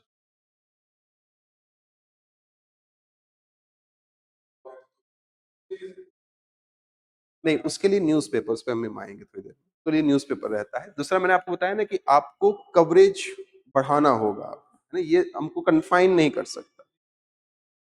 उसके लिए न्यूज़पेपर रहेंगे, आता हूं मैं उसमें, उसके लिए न्यूज़पेपर, ठीक है। कमिंग बैक टू, अब आते हैं करंट अफेयर्स में, ठीक है। करंट अफेयर्स में दो चीजें हैं, एक है आपका गवर्नमेंट पॉलिसीज और डेटा, और दूसरा है आपकी न्यूज। तो इनके क्वेश्चन के आंसर से हम इसको बढ़ाते हैं। तो इन्होंने बोला कि सर कोई नया टर्म आ जाता है, जैसे कि मैं तुम्हें एक दो टर्म, लिटरली एक दो टर्म देता हूं। ऑरेंज इकोनॉमी, है ना, paint up demand, double depreciation, के शेप रिकवरी, सुने ये सब नाम? ये नए नए नाम है ना, ये सब नाम रैंडमली नहीं आते, ये सब नाम कहीं ना कहीं न्यूज में चल रहे होते हैं। लेकिन प्रॉब्लम ये है कि हम पहचाने कैसे कि इस नाम को उठाना है। तो बहुत सिंपल सॉल्यूशन, वो सॉल्यूशन यहां से आता है, ठीक है। ये थोड़ा इंपॉर्टेंट है, इसको अपनी नोटबुक में इसको जरूर बनाइएगा, बिकॉज इसमें बहुत थोड़ा सा बड़े सोर्सेज, बड़े मतलब ज्यादा सोर्सेज बताने। ओके, पिछले 3 सालों में हम एक पैटर्न नोटिस कर रहे हैं। वो पैटर्न ये है, और इस साल देखते हैं मेंस के क्वेश्चन को, फिर ये पैटर्न और क्लियर हो जाएगा। वो पैटर्न ये है कि मेंस में गवर्नमेंट अपनी स्कीम्स पे डायरेक्टली ऐसे क्वेश्चंस पूछ रही है कि इस स्कीम के अचीवमेंट्स क्या है, या इस स्कीम में अभी तक क्या हासिल हुआ है, ठीक है। ऐसे क्वेश्चन डायरेक्टली आने लगे, जैसे प्रोडक्शन लिंक इंसेंटिव स्कीम पे क्वेश्चन आया था, what are the achievements of PLI scheme. ये मैं आपको क्यों पॉइंट कर रहा हूं, क्योंकि गवर्नमेंट पॉलिसीज और जो स्कीम्स है ना, वो हम पढ़ेंगे पीआईबी से, ओके। बहुत सारी क्लासेस में मैं पीआईबी सीधे बोर्ड पे खोलूंगा। मेरा नियम है, आप भी इस नियम को पालन कीजिए कि गवर्नमेंट की पॉलिसी और गवर्नमेंट का डेटा ये हम गवर्नमेंट की वेबसाइट से ही पढ़ेंगे, कोई कोचिंग की वेबसाइट नहीं। और मैं आपको सिखा दूंगा, इतनी वेबसाइट में आपको यूज करके सिखाऊंगा कि आपको इसमें इशू नहीं होगा, ओके। सो पीआईबी किस लिए यूज होगा? जितनी भी स्कीम, सागरमाला कहां से पढ़ेंगे? पीआईबी। नई IS semiconductor, India semiconductor mission ISM, कहां से पढ़ेंगे? पीआईबी, ठीक है। प्रोजेक्शन डिजाइन लिंक इंसेंटिव कहां से पढ़ेंगे? पीआईबी। प्रधानमंत्री मोदी ने कोई नई स्कीम लॉन्च की है? पीआईबी। पीआईबी सब कुछ देता है, और सिर्फ पीआईबी ये नहीं देता है, पीआईबी एक और चीज देता है जो क्लास में बार बार आएगी, तो आपको टेंशन नहीं होगी। वो पीआईबी हमको एक और चीज देता है जो आप लोगों को बहुत हेल्प करेगा, वो है इंट्रो, बॉडी और कंक्लूजन, ठीक है। पीआईबी से इंट्रोडक्शन कैसे निकालते हैं, पीआईबी से बॉडी कैसे बनाते हैं, और पीआईबी से कंक्लूजन कैसे लिखते हैं, ये मैं आपको सिखाऊंगा, ठीक है। अभी नहीं, आगे, अभी हम इतना बम्बार्ड नहीं कर सकते, ठीक। अब इसके बाद अगला है हमारा इकोनॉमिक सर्वे। इकोनॉमिक सर्वे आपकी प्रॉब्लम का रामबाण इलाज, जो है कीवर्ड्स, ठीक है। तो जितने भी आप नए कीवर्ड्स के नाम सुनते हैं, ठीक है, वो ज्यादातर कीवर्ड्स इकोनॉमिक सर्वे में मेंशन, जैसे pent up demand economic survey में mention, double depreciation economic survey में मेंशन था, के शेप रिकवरी इकोनॉमिक सर्वे में मेंशन था। जितने भी आप यूपीएससी में कोई टेक्निकल से, इस बार आया है फिस्कल हेल्थ इंडेक्स, ठीक है, मेंस में आया था, दिखाऊंगा मैं आपको आगे जाकर के। फिस्कल हेल्थ इंडेक्स हो गया। इस साल के प्रीलिम्स में क्वेश्चन आया है मॉनेटरी पॉलिसी से, फाइनेंशियल इंक्लूजन इंडेक्स, FII, ठीक है, आपने नहीं पढ़ा, ओके, बता रहा हूँ, फाइनेंशियल इंक्लूजन इंडेक्स आया है। ये सब चीजें यहीं से ओरिजिनेट हो रही। इकोनॉमिक सर्वे हमको पढ़ना है, ऑब्वियसली इसके बाद जब बजट आएगा तो बजट स्कीम्स के लिए पढ़ेंगे, उसको हम बताएंगे आपको कैसे पढ़ना है। जैसे मैं एक एग्जांपल देता हूं आपको, इस साल मेरा प्रिडिक्शन है, देखिए क्या होता है। इस साल इकोनॉमिक सर्वे में एक नया चैप्टर जुड़ा है, वो है AI, ठीक है। तो मैं ये प्रिडिक्ट करके चल रहा हूं, क्योंकि AI वैसे भी जॉब डिस्ट्रप्शन बाकी सारे इशू कर रहा है। आप देखिएगा इकोनॉमिक सर्वे से यहां से मेंस में क्वेश्चन आए। तो आपने जो बोला ना कि सर इकोनॉमिक सर्वे इतना बड़ा डॉक्यूमेंट है, उसको पढ़ें कैसे, तो सब नहीं पढ़ना है, उसमें से हमको पहचानना होगा कि ये हमारे काम का है, हमारे काम का नहीं है। इसको मैं बताऊंगा, उस समय का इकोनॉमिक सर्वे हम पढ़ेंगे, फिर बताएंगे, एनालाइज करेंगे। इस बार देखिए प्रोडिक्शन सही जाता भी है कि नहीं, ठीक है ना। तो AI नया चैप्टर जुड़ा है, और भी कुछ चीजें हुई है, जैसे चैप्टर्स के पैटर्न चेंज किए गए हैं, कुछ नई चीजें चैप्टर्स में ऐड की गई हैं, तो देखेंगे। तो ठीक है, भूल गया हूं मैं, उस समय मैंने कवर किया था, टाइम भी हो गया। फिर तो ये हो गया, मैं रिपीट कर देता हूँ, PIB, इकोनॉमिक सर्वे और बजट। अब आता है डेटा, ये तो हो गया पॉलिसीज के लिए, गवर्नमेंट पॉलिसीज के लिए। डेटा के लिए हमको क्या चाहिए? डेटा के लिए सबसे अच्छा होता है RHS, ठीक है। ओके, सो मैं श्योर नहीं हूं बोर्ड में इंटरेक्ट कर पाऊंगा कि नहीं, तो वैसे तो ये आएगा, बार बार आएगा, मैं आपको शो करना चाहता हूं। तो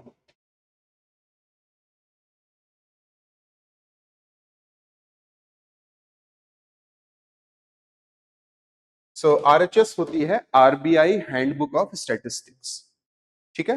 इंडिया का कोई भी डेटा अगर आपको चाहिए तो ये इस जगह पर आपको मिल जाएगा, ठीक है। ये देखिए, ठीक है, आप नाम पढ़िए, macro economic aggregates, components of GVA, components of GDP, sector wise index numbers, agriculture production, food grains, commercial grains, food grains, आप देख लीजिए आप कितना में पढ़ो, ठीक है।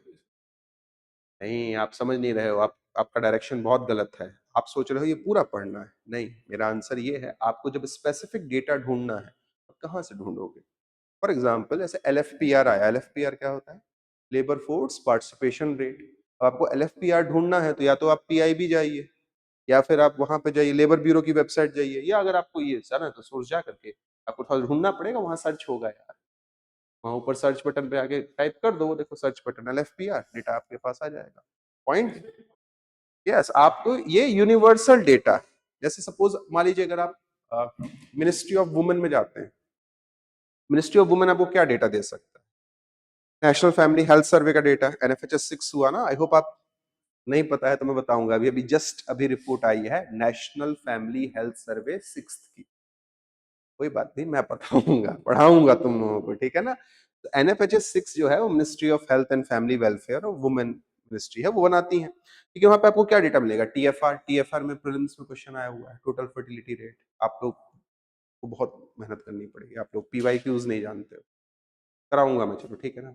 तो वहां पे आपको क्या डेटा मिल सकता है? वुमेन फैमिली रिलेटेड डेटा, लेकिन वहां पे आपको इन्फ्लेशन का डेटा तो नहीं मिल सकता। इन्फ्लेशन का डेटा आपको कहाँ मिलेगा? RBI में, लेकिन RBI में आपको फूड ग्रेन का डेटा नहीं मिल सकता। फूड ग्रेन का डेटा आपको कहाँ मिलेगा? फूड कॉर्पोरेशन ऑफ इंडिया में, लेकिन फूड कॉर्पोरेशन ऑफ इंडिया में आपको एक्सचेंज रेट का डेटा नहीं मिल सकता।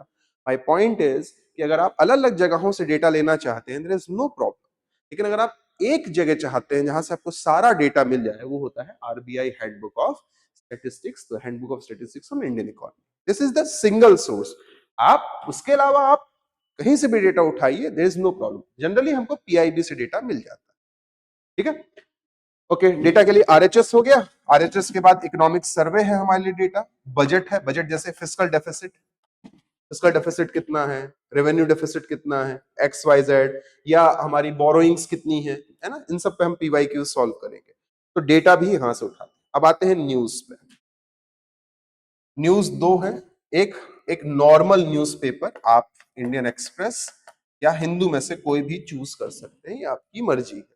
आप इसके अलावा और कोई भी न्यूज़पेपर पढ़ सकते हैं, पर मैं रिकमेंड नहीं करूंगा, क्योंकि उनमें उतना डेंस मटेरियल नहीं होता। Particularly Indian express UPSC special चीजें चलाता है, तो आप लोग जानते हो, नहीं जानते? Indian express UPSC special material चलाता है, तो अगर आप चाहते हैं तो आप उसको भी रेफर कर सकते हो। विच मीन्स इंडियन एक्सप्रेस इस बात को ध्यान में रखता है अपना पेपर पब्लिश करते समय कि उसको पढ़ने वाले कैंडिडेट्स यूपीएससी के हैं। तो वहां पे जो हमको मिलेगा, तो वहां एनवायरमेंट भी होगा, एक्सटर्नल सेक्टर भी होगा, इकोनॉमी भी होगा। इस कॉन्टेक्स्ट में हिंदू से थोड़ा सा लीप अहेड हो जाता है इंडियन एक्सप्रेस। अदरवाइज हिंदू भी कमजोर नहीं है, मैं दोनों पढ़ता हूँ, मैं 3 अखबार पढ़ता हूँ, Dainik Bhaskar, Indian express, Hindu, daily पढ़ता हूँ। ठीक है। हाँ, अगर आपको कठिन लगता है, वो शुरुआत में लगेगा, शुरुआत में आप इसको समझने की कोशिश कीजिए। प्रॉब्लम ये है कि आप रीड एंड रिफ्लेक्ट नहीं कर पाते। 2 घंटे क्यों लगते हैं? ऐसे मैं दिन में 3 पेपर पढ़ता हूं, तो कितने पढ़ता हूं, कितनी देर में पढ़ता हूं? मेन ये है, नहीं, मैं एक सिटिंग में पढ़ता ही नहीं हूं। मैं सुबह से लेकर शाम तक न्यूज पढ़ता हूं, मेरी हॉबी है वो। अब न्यूज पढ़ना है, आप जितने यूपीएससी के टीचरों से मिलेंगे ना, आप उनके अंदर ये कॉमन देखोगे। आप बोलिए न्यूज कब पढ़ते हैं सर? ऐसा नहीं कि हम सुबह आधा घंटा चाय के साथ न्यूज़पेपर पढ़ते हैं, नहीं, हम जब भी खाली बैठेंगे हम खोल लेंगे न्यूज़पेपर। आपको भी वही करना है। एक सिटिंग में पढ़ने की बजाय आप देख लीजिए कि भाई ये आर्टिकल है, मेरे को जब समय मिलेगा मैं पढ़ लूंगा। शुरुआत के दिनों में थोड़ा सा क्यों 2-2, ढाई-ढाई, 3-3 घंटे लग जाते हैं, उसका रीजन ये है कि आप जो भी आर्टिकल पढ़ते हो ना, वो आपके लिए जिंदगी में पहली बार की पढ़ाई हो जाती है। तो आधे से ज्यादा तो शब्द आपको समझ में नहीं आते, है ना? आप पैराग्राफ को करेक्ट ही नहीं कर पाते हो। हम जल्दी क्यों पढ़ लेते हैं? क्योंकि उसमें से आधे से ज्यादा खबर हमारी जानते हैं, ये एनएफएचएस क्या होता है, ये डेटा क्या होता है, ये क्या होता है। विच मीन्स कि जैसे जैसे आप पढ़ाई करोगे, जैसे जैसे आपके नॉलेज का भंडार बढ़ेगा, आप न्यूज़पेपर जल्दी पढ़ने लगोगे, क्योंकि अब आप समझने लगोगे कि ये न्यूज ये कहलाती है, न्यूज ये कहलाती है, न्यूज ये कहलाती है। ऐसे सपोज अभी मान लीजिए दिल्ली में प्रोटेस्ट में या बिहार में आप देखिए, बच्चों पे शायद फायरिंग वगैरह कर दी है, तो अब बीएनएस की कौन सी धारा लगती है बताइए, जब हमको कर्फ्यू लगाना होता है? ठीक है, अब देखें, अब कर्फ्यू क्या होता है, कर्फ्यू के अलावा डिटेंशन क्या होता है, प्रिवेंटिव डिटेंशन क्या होता है। जब आप जिंदगी में पहली बार पढ़ेंगे तो आपको टाइम लगेगा उसको प्रोसेस करने। आप 1 महीने इसको करिए, देखिए आपका जो 2 घंटा है वो 1.5 हो जाएगा, 2 महीने बाद वो 1.5 से 1 हो जाएगा, और फिर एक समय के बाद आप सिटिंग में पेपर नहीं पढ़ेंगे, फिर आपको जब समय मिलेगा आप पढ़ लोगे। ठीक है ना? So newspaper, it is up to you. ठीक है, मैंने कहा मैं हिंदी भी पढ़ता हूं और मैं इंग्लिश भी पढ़ता हूं। फिर दूसरा है, मेरे सब्जेक्ट की बात करूं, वो है इकोनॉमी का न्यूज़पेपर। इकोनॉमी का आप कोई भी बिजनेस लाइन है ना, कोई भी इंडियन एक्सप्रेस का जो आता है हमारा बिजनेस लाइन हो गया, और क्या तो आता है मेरे को नाम दिमाग में भूला, मिंट हो गया। ठीक है ना, आप मिंट वगैरह कोई भी पढ़ सकते हैं। ये आपको डेली पढ़ना है, ये वीक में आप 1 दिन ले सकते हैं। ठीक है, रोज क्यों नहीं पढ़ना है? क्योंकि जब तक इकोनॉमी की क्लास चल रही है, तो इकोनॉमी स्पेसिफिक न्यूज़पेपर पढ़ने से क्या होगा, आपको नए कीवर्ड्स मिलेंगे, और नए कीवर्ड्स जब आप देखेंगे, उनको पढ़ेंगे और आप उससे इंटरेक्ट करेंगे, तो वो थोड़ा सा और क्लैरिटी, जब तक इकोनॉमी की क्लास चल रही है तब तक। ठीक है, उसके बाद आपसे डिसकंटिन्यू कर सकते हैं। क्यों कर सकते हैं? क्योंकि हमको इकोनॉमिक्स नहीं पढ़ना है, हमको वो पढ़ना है जो यूपीएससी पूछ रहा है, तो वो इंडियन एक्सप्रेस के कॉन्टेक्स्ट से मोर और लेस हमारा कवर हो जाता है। ठीक है ना? इसके अलावा आप चाहें तो दूसरे शॉर्टकट्स यूज कर सकते हैं, जैसे कि रिकमेंडेड तो नहीं है पर फिर भी, जैसे बहुत सारे बच्चे मैगजीन्स पढ़ते हैं। ठीक है, आप पढ़ सकते हैं, बट मैगजीन्स में प्रॉब्लम ये होती है कि देखिए, मैगजीन में ना बहुत सारा कंपाइलेशन, बहुत सारा डेटा होता है, तो इकट्ठा 1 महीने की अगर आप मैगजीन पढ़ रहे हैं, मतलब आप 1 महीने की न्यूज पढ़ रहे हैं। इतने सारे डेटा को एब्जॉर्ब कर पाना बहुत मुश्किल होता है। यहीं पे आप मेरी टेक्निक समझिए। मैं क्या कर रहा हूं, मैं दिन में एक बार पेपर नहीं पढ़ रहा हूं, मैं दिन भर पढ़ रहा हूं। जब दिन भर पढ़ रहा हूं, एक तो मैं अपने ऊपर ज्यादा लोड नहीं डाल रहा हूं कि एक बार में मुझको पूरा बैठ के 25-26 पन्ने पढ़ने हैं, नहीं। मैंने कहा, फ्रंट लाइन पढ़ ली, मैंने कहा चलो फ्रंट लाइन की मेन मेन इंपॉर्टेंट न्यूज होगी, फिर मुझे पता है मुझे आज का एडिटोरियल पढ़ना है, तो जब भी समय मिला मैंने एक एडिटोरियल पढ़ने, कितना मिनट लगा, 10 मिनट, 12 मिनट, फिर थोड़ी देर बाद कुछ और पढ़ लिया। अच्छा, एक और चीज, अगर आपको अभी भी ये इश्यू हो रहा है कि न्यूज़पेपर में से पढ़ते क्या है, तो लाइए, कल से शुरू करेंगे। आप न्यूज़पेपर लाइए, मैं आपको बताऊंगा क्या पढ़ना है क्या नहीं पढ़ना है। 1 हफ्ता हम करेंगे ये डेली। 1 हफ्ते के बाद आप लोग लेके आइएगा, मुझे बताइएगा सर न्यूज़पेपर मुझे लगता है आज ये इंपॉर्टेंट है, ये इंपॉर्टेंट है, इंपॉर्टेंट है। तो जब तक हमारी क्लास चल रही है, तब तक हम न्यूज़पेपर को एनालाइज करना भी सीख लें। ठीक है ना, मैं दिया करूंगा सबका। Okay, so these are the आपका ये पूरा, ठीक है ना, सोर्स। ठीक, नाउ ये क्वेश्चन देखिए, ये 2011 क्वेश्चन है और आपको ज्यादा देर नहीं बैठाएंगे, थोड़ी देर और बैठेंगे। मुझे इस क्वेश्चन का आंसर नहीं चाहिए, 2011 का है। मुझे ये बताओ ये क्वेश्चन पूछा क्यों गया है? आप आपसे ही मेन है, एक कीवर्ड है, एक कीवर्ड कहां से आया? नहीं, बिल्कुल सही। अब कनेक्ट कर रहे हैं, तो इन्होंने मुझसे थोड़ी देर पहले एक क्वेश्चन पूछा था, मैं रिपीट कर रहा हूं। उन्होंने पूछा सर ये कीवर्ड्स कहां से आते हैं?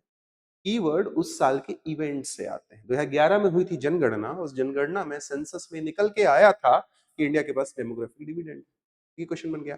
इस साल फिर जनगणना है, पता है ना आपको, 27 में जनगणना है। देखिए उस जनगणना को हमको पढ़ना पड़ेगा, जनगणना को पढ़ना हो तो उस पोथी, पूरी पोथी को नहीं पढ़ना है, उसमें कोई नया फिनोमिना आया है। जैसे एक कॉन्सेप्ट आपने सुना है ओडीएफ, ओपन डेफिकेशन फ्री, खुले में शौच जाने से सर्टिफिकेशन होता है। ओडीएफ के भी 3 सर्टिफिकेशन होते हैं, ओडीएफ, ओडीएफ प्लस और ओडीएफ प्लस प्लस। ये आपका आज का पहला होमवर्क है कि आप ये पढ़ेंगे कि ओडीएफ होने के लिए क्या होना चाहिए, ओडीएफ प्लस होने के लिए क्या होना चाहिए, ओडीएफ प्लस प्लस होने के लिए आपके पास क्या होना चाहिए। ठीक है, अब ये मैं आपसे क्यों पूछ रहा हूं, देखिए 27 में जनगणना आएगी तो इस ऐसे डेटा निकल के कि भाई इतने गांव ओडीएफ हट गए, इतने गांव ओडीएफ प्लस हो गए, इतने गांव ओडीएफ प्लस प्लस हो गए। हमने आज तक ये नहीं देखा कि यूपीएससी में प्रीलिम्स में डेटा कभी नहीं पूछा गया है, लेकिन वो ऐसा स्टेटमेंट जरूर पूछ सकते हैं कि बताओ ओडीएफ प्लस और प्लस प्लस के बारे में ये स्टेटमेंट सही है कि गलत है कि रॉन्ग है, व्हाटएवर जो। द पॉइंट इज कीवर्ड कहां से आते हैं? कीवर्ड आते हैं इकोनॉमिक सर्वे से, रिपोर्ट से, नेशनल फैमिली हेल्थ सर्वे से, ठीक है ना, लेबर लेबर फोर्स कहते हैं आपका, कैसे मेरे दिमाग से निकल गया है, पीरियडिक लेबर फोर्स सर्वे से, पीएलएफएस से। तो ये सब सर्वेज में आपको पढ़ना सिखाऊंगा, उसमें पूरा सर्वे नहीं पढ़ना होता है, उसमें से हमको जस्ट निकालते आना चाहिए कि ये इंपॉर्टेंट है, इंपॉर्टेंट नहीं। तो आंसर क्या होगा? ठीक है, it is the high population in the age group of 15 to 64। एक क्लास में मैं आपको डेमोग्राफिक ट्रांजिशन सिखाऊंगा, ठीक है, तब हम कुछ फिगर्स बनाएंगे जहां पे मैं आपको दिखाऊंगा कि डेमोग्राफिक ट्रांजिशन क्या होता है, पढ़ेंगे वहां पर, और मैं वहां पर बताऊंगा देखो ये डेमोग्राफिक डिविडेंड, ठीक है, आएगा ये सब बात दोबारा आएगा। अब देखिए अगला क्वेश्चन, देखिए 2013 में आया,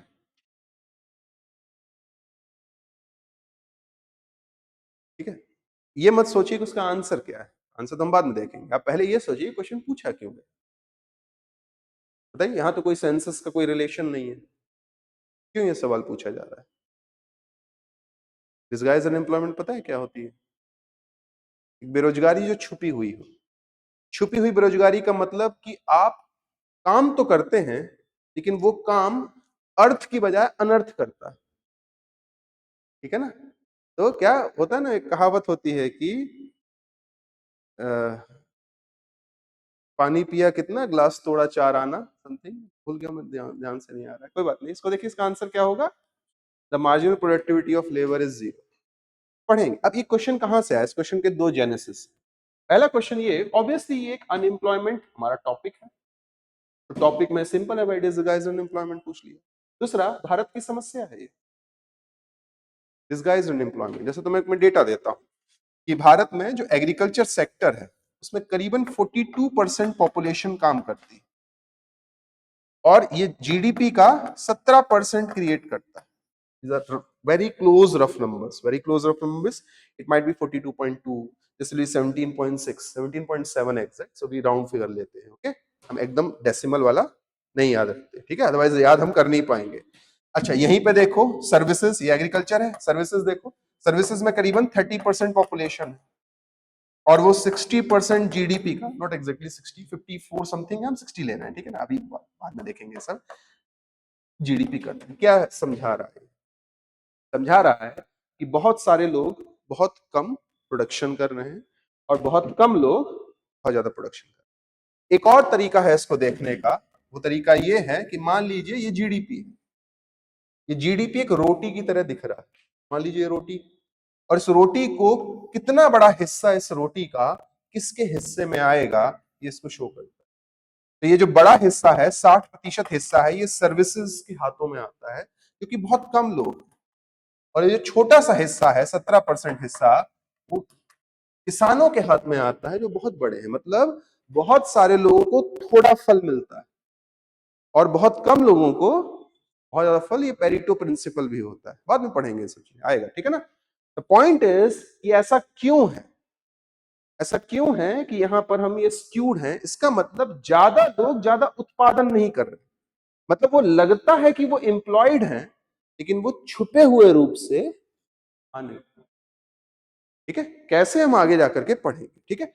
इसके पीछे की एक जेनेसिस है, एक रीजन है कि ये क्वेश्चन क्यों पूछे जा रहे हैं और आपको क्यों आना चाहिए। ये देखिए, ये क्वेश्चन ना तो करंट का है, ये क्वेश्चन ना तो स्टैटिक नॉलेज का है दोस्तों, ये क्वेश्चन कॉमन सेंस का है।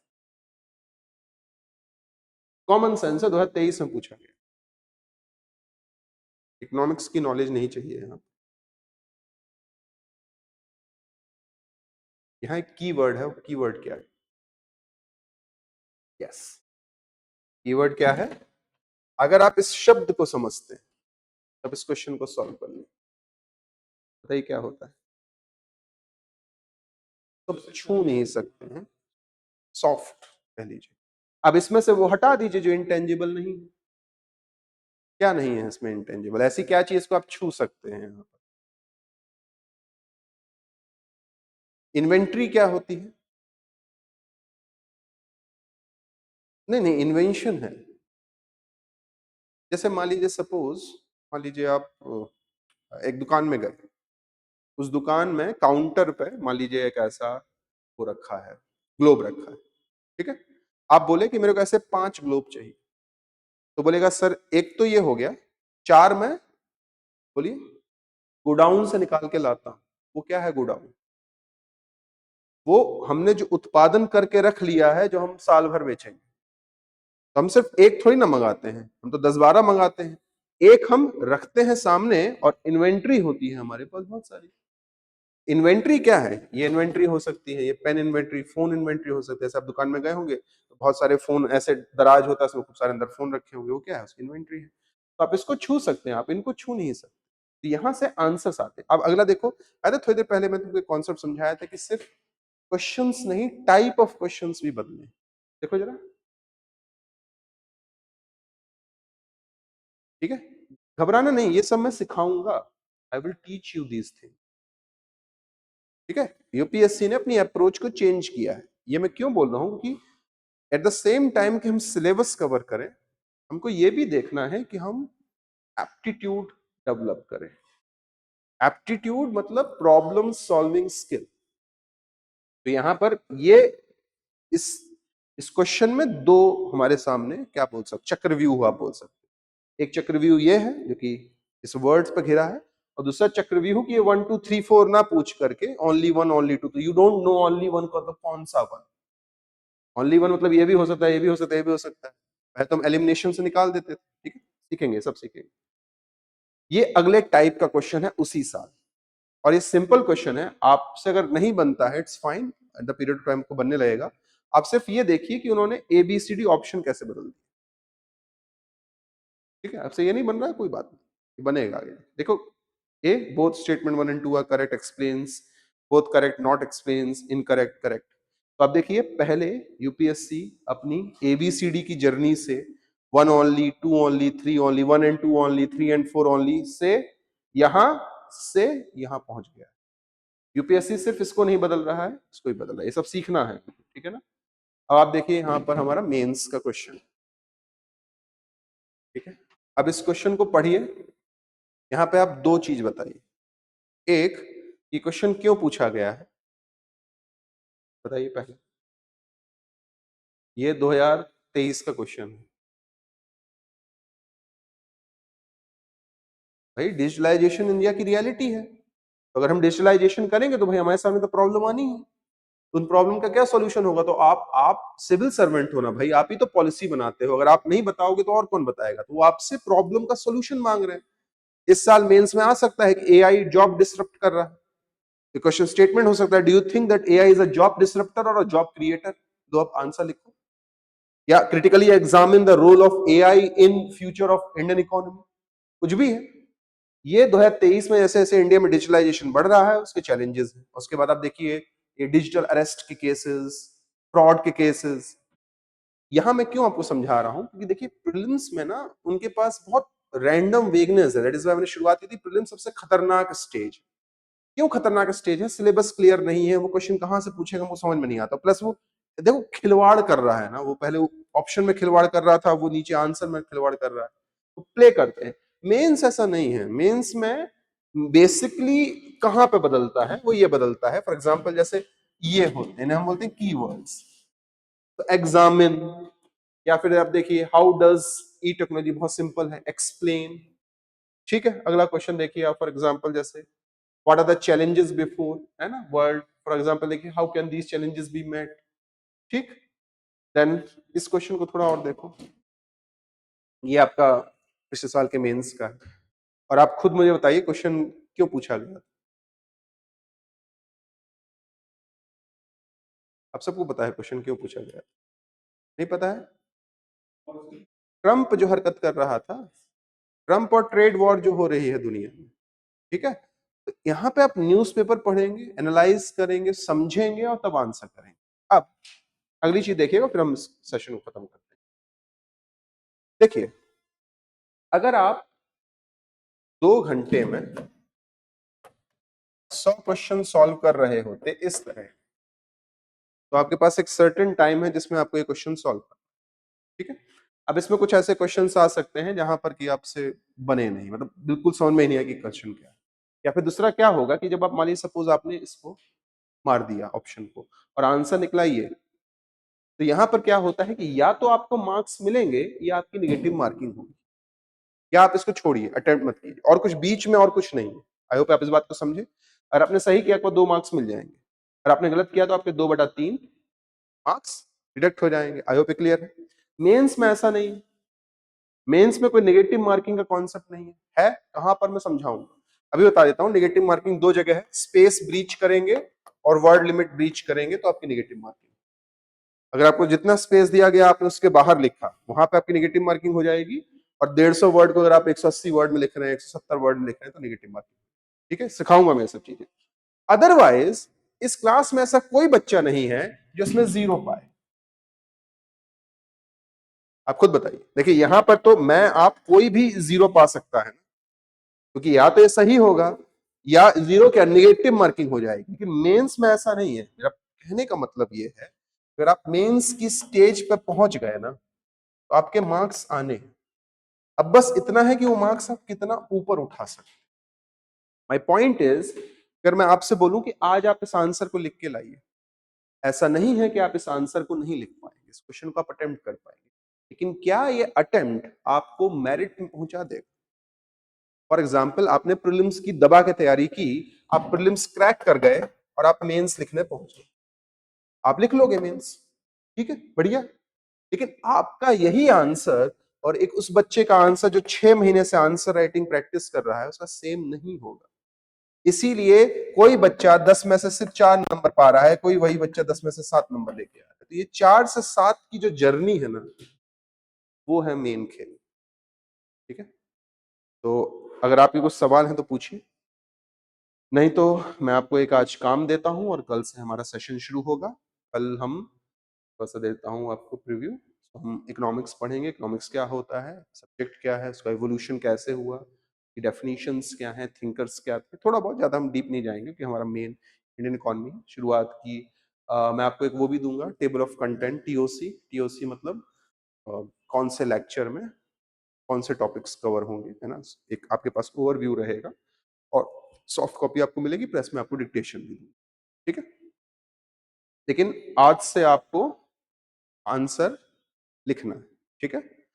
तो हर दिन हम क्लास में, ऑब्वियसली हम क्लास में नोट्स बनाएंगे, मैं डिक्टेशन दूंगा क्लास में, ऑब्वियसली नोट्स के साथ आपको ये पीपीटी या पीडीएफ, जो भी जिस फॉर्म में आपको चाहिए, पीडीएफ या पीपीटी है, जो भी आपको मिलेगा। हर दिन हम एमसीक्यू सॉल्व करेंगे, प्रोवाइडेड कि उस टॉपिक के एमसीक्यू पीवाईक्यू हो। इट इज नॉट जस्ट कि एमसीक्यू हमको करने हैं ना, मोर एम्फेसाइज्ड ऑन यूपीएससी का स्टैंडर्ड क्या है, वो क्या पूछ रहा है, ठीक है ना। पीवाईक्यूज करेंगे, और हर दिन मैं आपको एक क्वेश्चन दिया करूंगा आंसर राइटिंग के लिए। धीमे धीमे जब हम बढ़ेंगे तो हम समझेंगे कि एक्सप्लेन में क्या लिखना होता है, एनालाइज में क्या लिखना होता है, क्रिटिकली एनालाइज में क्या लिखना होता है, ये सब चीजें मैं आपको सिखाऊंगा, प्रोवाइडेड कि आप हर दिन आंसर लिख करके लाएं। तो हमारी क्लास आई थिंक आपको पता होगा 3:30 से है, ठीक है, 3:30 से 6:30। इसके बाद आप जब तक मेरे को रोकना चाहते हैं यहां पर, मतलब अगर आप में से कोई आंसर लिख के नहीं लाया मैं चला जाऊंगा, अगर आप आंसर लिख के आए, आप सब लोग आंसर लिख के आए और भी जो बच्चे आएंगे जो भी आंसर लिख के आया है, आप 7 बजे 8 बजे 9 बजे तक बैठो, मेरी तरफ से मेहनत में कमी नहीं होगी, ठीक है। एक और चीज, जब मैं क्लास में पढ़ाता हूं तो मैं होमवर्क देता हूं, जैसे कि देखिए मैंने आज आपको दिया, ठीक है ना। हर क्लास में जब मैं पढ़ाऊंगा तो मेरे दिमाग में बहुत सारे डेटा घूमता रहता है, तो जहां पर भी मुझको होमवर्क मिल गया वो मैं आपको होमवर्क दूंगा, देखिए मैं इसको चेक नहीं करूँ। ये होमवर्क क्या है, ये होमवर्क है कि देखिए हम लोग बहुत सालों से पढ़ रहे हैं, ठीक है। आपकी तरह एस्पिरेंट थे, एस्पिरेंट पढ़ने के बाद हम लोग भी मेंस दिए, इंटरव्यू पहुंचे, फिर उसके बाद नहीं हुआ भाई, सिलेक्शन नहीं हुआ, तो फिर हम एक प्रोसेस में ग्राइंड हुए। प्रोसेस में कैसे ग्राइंड हुए, हमने कंटेंट बनाया, है ना, बुक्स बनाई, हमने क्वेश्चंस बनाए, फिर हमने और पढ़ाई की, हमने मास्टर्स किया। तो हम इस सब्जेक्ट में इतने दिनों से ग्राइंड हो रहे हैं कि हमारी नॉलेज धीमे धीमे धीमे धीमे क्यूमुलेटिव है ना भाई, 10 साल आप एक ही सब्जेक्ट पढ़ोगे तो आपके पास नॉलेज हो जाएगी।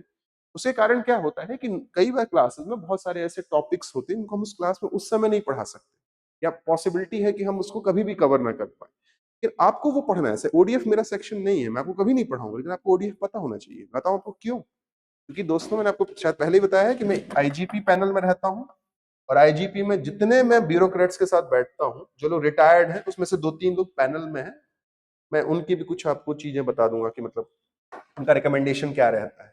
उनमें से बहुत सारे लोग ना ये क्वेश्चन पूछते हैं कि आप किस जिले से आते हैं।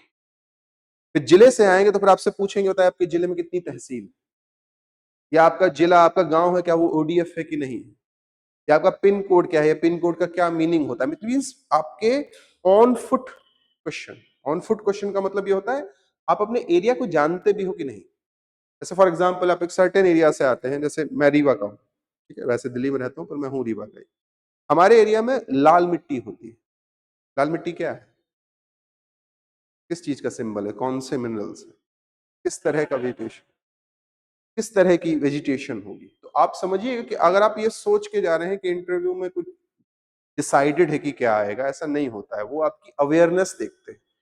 ये जो अवेयरनेस है ना, ये न्यूज़पेपर पढ़ने से आएगी। आप जितना ज्यादा न्यूज़पेपर पढ़ेंगे आपको नए प्रकार की चीजें, नए न्यूज मिलेंगी, और वो धीमे धीमे ना मॉलिक्यूल की तरह आपके इंफॉर्मेशन के साथ चिपकते जाएंगे, और फिर लास्ट में से खत्म करते हैं। अल्टीमेटली दिमाग में एक वेब बनता है। ये वेब क्या होता है, वेब बोलते हैं इंटरकनेक्टेडनेस ऑफ डिफरेंट इंफॉर्मेशन। जैसे जब हम पॉलिटी पढ़ते हैं ना दोस्तों, तो वो हिस्ट्री के बिना नहीं हो सकती। अगर आप पॉलिटी पढ़ रहे हो और आपने हिस्ट्री अच्छे से पढ़ी है, तो आप एक क्रॉस कनेक्शन बना पाओ। जैसे एक एग्जांपल थी, क्लास में शुरुआत होता है ना, इलाहाबाद जन्म हुआ यहाँ इंडियन सिविल सर्विसेज, ठीक है ना। जब आप हिस्ट्री पढ़ रहे हो वो ज्योग्राफी से आइसोलेट नहीं हो सकते, ये सब्जेक्ट इकोनॉमी से आइसोलेट नहीं हो सकते। ये है इंटरकनेक्टेडनेस वेब, हर सब्जेक्ट दूसरे सब्जेक्ट से कनेक्टेड, और ये इंफॉर्मेशन एक के ऊपर एक के ऊपर एक आती है। फॉर एग्जाम्पल जैसे देखिए, आप मिडिवल इंडिया और मॉडर्न इंडिया में लैंड रेवेन्यू सिस्टम पढ़ेंगे, महलवारी, रैयतवारी, जमींदारी। इकोनॉमिक्स में वो लैंड फॉर्म्स में कनेक्ट हो जाएगा, ठीक है ना। आप पॉलिटी में कॉन्स्टिट्यूशन, पार्लियामेंट के प्रोसीजर्स, क्वेश्चन याद है, एक स्टार क्वेश्चन होता है, जानते हो, सुने हो ना, ऐसी चीजें बजट से कनेक्ट हो जाए। हिस्ट्री देखो, हमारी प्लानिंग हिस्टोरिकल, हमारे यहाँ जितनी भी, ऐसे हमारे यहाँ जन सेंसस हमारे यहाँ कब से हो रही है, देखो प्री इंडिपेंडेंस ब्रिटिश टाइम से, ठीक है ना, हिस्ट्री से जुड़ जाता है। ज्योग्राफी हमारे एग्रीकल्चर, फूड प्रोसेसिंग, हमारे मिनरल्स, हमारे टूरिज्म, हर चीज को डिसाइड करती है। फिर अब ये पॉइंट है कि आप जब अब एक सब्जेक्ट पढ़ते हैं ना, वो सब्जेक्ट बाकी सब्जेक्ट से आइसोलेशन में नहीं होता है। तो आपको जितनी ज्यादा बाकी सब्जेक्ट्स के बारे में इंफॉर्मेशन होगी, उतना ज्यादा आप उस स्टैंड अलोन सब्जेक्ट को अच्छे से पहचान पाओ। जैसे बिना इंडियन फ्रीडम मूवमेंट के इंडिया की पॉलिटी को हम नहीं समझ सकते, पता है ना आपको, आई होप, ठीक है। अब आपके कुछ सवाल है तो आप पूछिए, अदरवाइज हम कल शुरू करेंगे। हाँ, कुछ चीजें कैरी करनी है, ये और थोड़ा सा सुन लीजिए। अब क्लास में क्या लाना है, ऑब्वियसली आपकी नोटबुक रहेगी, ठीक है। पेन चाहिए डिफरेंट कलर के, ठीक है, 3-4 रखिएगा, क्योंकि मैं नोट एक अलग तरीके से बनाता हूँ, मैं सिखाऊंगा तुमको कल की क्लास में ना, नोट्स कैसे बनाते हैं मैं सिखाऊंगा, ठीक है। पेन रखना है, रूलर रखना है, रूलर मतलब स्केल, इकोनॉमिक्स में ग्राफ्स होते हैं खूब सारे, तो आप चाहो तो आप ऐसे बना लो, या आप चाहो तो आप उसको ढंग से बना लो, it is up to you. मैं ऐसे क्यों बना रहा हूं, या मेरा फ्री हैंड है, आप समझते हैं अगर मैं रूलर लेके बैठने लगा तो हम बहुत ज्यादा समय बर्बाद करेंगे, ठीक है। नोटबुक रखिएगा, पेन रखिएगा, कलर्ड रूलर रखिएगा, रबर रखिएगा, और ऑब्वियसली अगर आप रबर रख रहे हैं तो पेंसिल भी रखिएगा बिकॉज फिगर्स, ठीक है ना। न्यूज़पेपर, ठीक है, अगर आप अपना लाना चाहते हैं लाइए, नहीं तो यहाँ से उठा लाइएगा। आइए हम सब लोग बैठेंगे और देखेंगे कि आज के न्यूज़पेपर में हमारे काम की चीजें क्या है, ठीक है। और दोस्तों, जब मैं आपको होमवर्क देता हूं या जब हम आंसर राइटिंग करते हैं तो आप अपनी इश्यूज, अपने डाउट्स ला सकते हैं। डाउट्स में क्या ला सकते हो, पूछ लो कुछ से भी, तुमने कुछ पढ़ा, कोई टर्म पढ़ा, तुम्हें समझ में नहीं आया, आके पूछ लो। तुमको अपने टाइम टेबल में इश्यू हो रहा है, आके आप पूछ लीजिए, ठीक है ना। आंसर राइटिंग तो हम देखेंगे, ठीक है। कोई सवाल है तो पूछिए, नहीं तो कल मिलते हैं। जैसे हम आज बात कर रहे हैं वैसे चलेगी, लेकिन डिक्टेशन इंग्लिश में हो, ठीक है। जैसे हमने आज बात की ना, ऐसी क्लास होगी, डिक्टेशन इंग्लिश से पूछना, ठीक है?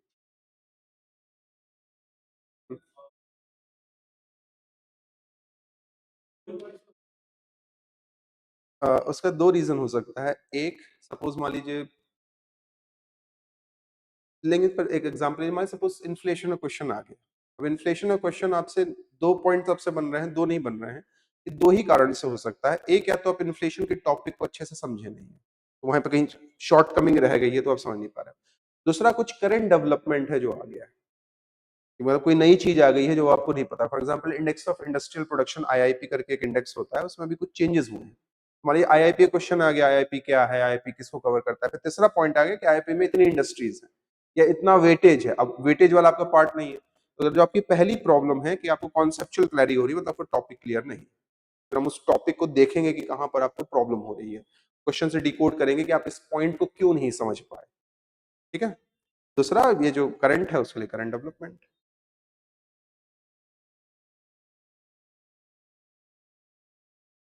पहले था, अब हट गया। ये डेवलपमेंट है ना, ये न्यूज में है, न्यूज में अपडेशन होगा, इससे ना दिन भर न्यूज पढ़ते हैं, ये पढ़ते हैं। इसीलिए मैंने आपसे क्या बताया था, मैगजीन क्या करती हैं, एक साथ डेटा दे देती है। आप न्यूज़पेपर, मैगजीन्स इसलिए रिकमेंडेड नहीं है, न्यूज़पेपर भी सॉफ्ट कॉपी रिकमेंडेड है और वो डेली पढ़ना रिकमेंडेड है। अगर आप सपोज मान लीजिए आपने 6 महीने में इकट्ठा पढ़ा, होगा क्या कि वो जो न्यूज आप पढ़ रहे हो वो मई की न्यूज थी, आप पढ़े उसको अक्टूबर में, उसमें बीच में चेंज होगी। एक एग्जांपल देता हूं, फॉर एग्जांपल जैसे जो एग्रीकल्चर सेक्टर के एनपीए होते हैं, वो 90 के बजाय 180 डेज के लिए रहता है, ठीक है। जब 3 महीने अगर तुमने ईएमआई नहीं दी तो तुम्हारा लोन एनपीए बन जाएगा। अगर तुम किसान हो तो तुम एक एक सीजन तुम अगर नहीं दोगे, एक सीजन मतलब 6 महीने दोगे, राबी खरीफ जो भी है, तो तुम्हारा एनपीए बनेगा। अब मान लो तुमने अक्टूबर में ये पढ़ा, मई में ये मैगजीन छपी थी, बीच में सितंबर में सरकार ने उसको पीआईबी में चेंज कर दिया। इसलिए मैं बोलता हूं magazines are not preferable, even books are not preferable data के लिए। डेटा के लिए से देखिए, अगर आप फिर से देख लेते हैं, डेटा के लिए मैंने एक्सप्लिसिटली बताया कि हम बुक्स न्यूज नहीं करेंगे, डेटा के लिए हम PIB, economic survey of data, ठीक है ना। तो आप देखोगे कि पीआईबी में जब भी क्लास में दिखाऊंगा, अब आज मैं बोर्ड ऑपरेट नहीं कर पा रहा, इसको तो मुझे सीखना पड़ेगा, सिस्टम थोड़ा टाइम के बर्बाद करें, कि पीआईबी हम अपडेशन देखेंगे ना, अगर ये चल गया तो मैं आपको दिखाने की कोशिश करता हूँ, चल तो रहा है। फॉर एग्जाम्पल, कोई नई स्कीम का नाम बताइए जो भी आपको लेटेस्ट स्कीम याद है। नहीं, किसान मान धन योजना, ठीक है। अब इसके आगे लिख दीजिए पीआईबी, ठीक है। इसके आगे आपको लिख देना है पीआईबी, और जैसे ही आप पीआईबी लिखेंगे आपको लेटेस्ट इंफॉर्मेशन मिल जाएगी, ओके। तो 25 का है, सितंबर का है, हिंदी में है, अदरवाइज इंग्लिश में जाएगा। माय पॉइंट इज कि आप पीआईबी से जाकर के सबसे लेटेस्ट जो भी इंफॉर्मेशन है उसको आप निकाल सकते हैं, ठीक है? तो देखिए 5 जून 2026 का है, ठीक। अब ये हमारा पीआईबी है, ठीक है? 12 साल विश्वास के जन-जन गाने के। अच्छा एक बात हुई थी याद है मैंने तुमको बताया इंट्रो कैसे लिखते हैं? पीआईबी में तुम यहाँ पे इंट्रो पढ़ोगे ना, यही इंट्रो यहाँ से तुम बहुत सारे आंसर्स के इंट्रो लिख सकते हो। मैं तुमको सिखाऊँगा इंट्रो कैसे लिखा जाता है। तो बच्चे परेशान होते हैं कि सर आप जैसे आप बताते हो हमको मिलता नहीं है। तो सीधा सोर्स है, आप यहाँ से उठा सकते हैं। दूसरा देखिए बॉडी में यहाँ पे देखिए डेटा दिया गया है कि जीवीए कितना बड़ा है। हम पढ़ेंगे आगे कि ये सब क्या होता है। अब उसमें से मैं आपको भी दिखा रहा हूँ कि डेटा कैसे देखा जाता है। तो देखिए मैंने आपको एक और चीज़ बताई थी कन्क्लूजन भी होते हैं, ठीक है? देखिएगा,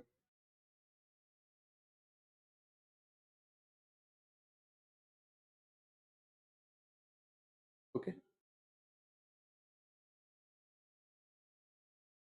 तो आई थिंक इसमें नहीं है, अदरवाइज़ हर पीआईबी के डॉक्यूमेंट में लास्ट में एक कंक्लूडिंग रिमार्क भी रहता है।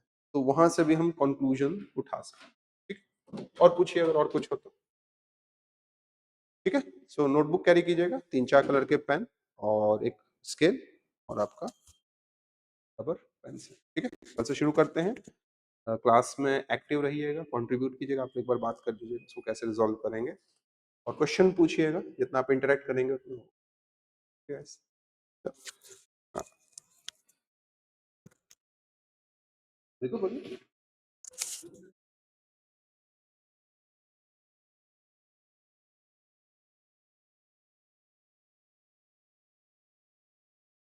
हाँ, नहीं, नहीं, हिंदी मीडियम का इम्प्रूवमेंट का नहीं है, थोड़ा-सा जो एग्ज़ाम प्रोसेस है वो बायस्ड है, तो आपको समझना होगा, ठीक है? दूसरा हिंदी का कंटेंट मैंने देखा नहीं है, इसलिए मैं बोल नहीं सकता कि उनकी कंटेंट क्वालिटी क्या है। तो पॉसिबिलिटी है कि आंसर राइटिंग में कुछ ना कुछ दिक्कत होगी। तो सर मैं एक आपको 25 के आईजीपी का एक अपना एक्सपीरियंस बताता हूँ कि हमने देखा था पिछले साल में इंटरव्यू वाले में, ये वाला जब ये आएगा तो उसमें देखेंगे दोबारा क्या होता है। बच्चे इंग्लिश मीडियम से मेंस लिख रहे थे, लेकिन हिंदी मीडियम से इंटरव्यू दे रहे थे। जैसे दिन में 14 बच्चे का इंटरव्यू हम लेते थे पैनल के साथ, उसमें से 8 बच्चे ऐसे निकलते थे जो इंग्लिश में लिख के आए हैं लेकिन हिंदी में बोल रहे हैं। ये हमने उनसे पूछा भी कि ऐसा क्यों है? उन्होंने बोला कि सर मार्क्स हमको इंग्लिश में ही मिलते हैं, लेकिन हम बोलने में उतने कंफर्टेबल नहीं है इंग्लिश में, तो हम हिंदी में हम उसको चूज़ कर लेते हैं। नहीं, हिंदी का मतलब वो शुद्ध हिंदी नहीं कि प्रत्यक्ष रूप से क्या है, विचलित मन के साथ मुझे ऐसा नहीं होता है। जैसे आप और हम बात करते हैं ना, वैसे ही बात होती है। इंग्लिश जिसको हम बोलते हैं उसमें। इंग्लिश अगर आपने बोल दिया तो फिर वो इंग्लिश ही करेगा। एक ये भी रहता है कि जैसे आपको किस पैनल में हम डाल रहे हैं। सपोज़ हमने एक ऐसे पैनल में डाल दिया जिसमें नहीं आता एग्ज़ामिनर को हिंदी, तो आप उस पैनल में नहीं जाएँगे। बेसिकली ये रहता है और कुछ ज़्यादा नहीं रहता है क्योंकि ऑल इंडिया सर्विसेज़ है ना, बहुत सारे रहते हैं। नहीं, ऐसा कुछ ख़ास इम्पैक्ट नहीं है। हाँ, हमने एक अगला नोटिस ट्रेंड ये देखा है कि लैंग्वेज और हिंदी को प्रेफ़र किया जा रहा है। मतलब जो बच्चे लैंग्वेज से लिखने आ रहे हैं ना, हमने बहुत सारे मेंस इंटरव्यू में वो बच्चे देखे जिनका ऑप्शनल लैंग्वेज है, मराठी, पाली, ये सब हिंदी, तो बहुत सारे बच्चे थे। और दूसरा ये मैंने आपको बताया कि बहुत सारे बच्चे हिंदी में दे रहे हैं। तो हम ये देख रहे हैं कि इंटरव्यूअर हिंदी को थोड़ा-सा प्रमोट कर रहे हैं और जो लैंग्वेज वाले मास्टर हैं, वो ज़्यादा मार्क्स दे रहे हैं लैंग्वेज के लिए। मराठी में ही तुम लिख रहे हो, तो मराठी वाला दबा के नंबर दे रहा है, तो तुम आराम से ऑप्शनल में अच्छे नंबर स्कोर कर रहे हो। ये हम देख रहे हैं।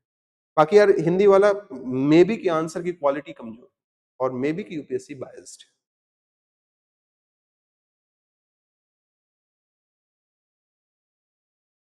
क्या आप हिंदी का लिख रहे हैं कि इंग्लिश वाला पढ़ रहे हैं? देखिए बहुत सारे कारण हो सकते हैं कि आपका लैंग्वेज का बैरियर हो, आप समझिए। बिल्कुल, आपका लैंग्वेज बैरियर है, शुरुआत की फेज़ है। तो आप इतना परेशान मत होइए, शुरुआत का कठिन ज़ोन होता है। फॉर एग्ज़ाम्पल मुझे कोई दौड़ाना शुरू करे, तो शुरू के 15-20 दिन तो मैं आधा किलोमीटर भी नहीं दौड़ पाऊँगा। तो और उसी समय मैं छोड़ दूँगा। आप अभी छोड़िए नहीं, आप पढ़िए। आप धीमे-धीमे आपको एफर्ट बढ़ेगा और हाँ, हुँ, जा सकते हैं। आप कोशिश कीजिए। आप एक काम कर सकते हैं, हम दोनों ट्राई करते हैं। आप बेसिक से क्वेश्चन इंग्लिश में लिख के लाना कोशिश कीजिए। मैं आज आपको एक क्वेश्चन देने वाला हूँ, आप उसको इंग्लिश में लिख के लाइएगा और आप खुद देखिएगा कि आप अपने आप को एक्सप्रेस कर पाते हैं कि नहीं कर पाते। अगर कर पाते हैं, इट्स फाइन। रही बात हिंदी की, यार हिंदी का मार्केट में उतना अच्छा नहीं समझता, झूठ क्यों बोलूँ? कि मैंने उसका बेसिकली उसका कंटेंट नहीं पढ़ा है। मतलब मैं ये नहीं समझ पा रहा हूँ कि बच्चा अपने कॉपी में लिख क्या रहा है। क्योंकि इंग्लिश का तो मुझे पता है कि बच्चे क्या लिख रहे हैं, हिंदी का मुझे नहीं पता है, दैट इज़ व्हाई उनके मार्क्स नीचे हो सकते हैं। आप आंसर मैं दूँगा आपको ये क्वेश्चन, आपको लिख के लाइए, ठीक? और बोलिए, बहुत सिंपल सा क्वेश्चन है, लिखिए। अगर आप यहीं के हैं, तो सिटी यही रहेगा, अगर आप कहीं और के हैं, तो सिटी वो हो जाए। तो लीजिए मैं समझा देता हूँ। सपोज़ जैसे मान लीजिए मेरा क्वेश्चन ये होगा, लिखिएगा नहीं, सुनिएगा कि write a short note on the economy of your region. Suppose अगर आप इलाहाबाद से आते हैं, तो आपको इलाहाबाद की इकोनॉमी के ऊपर लिखना है।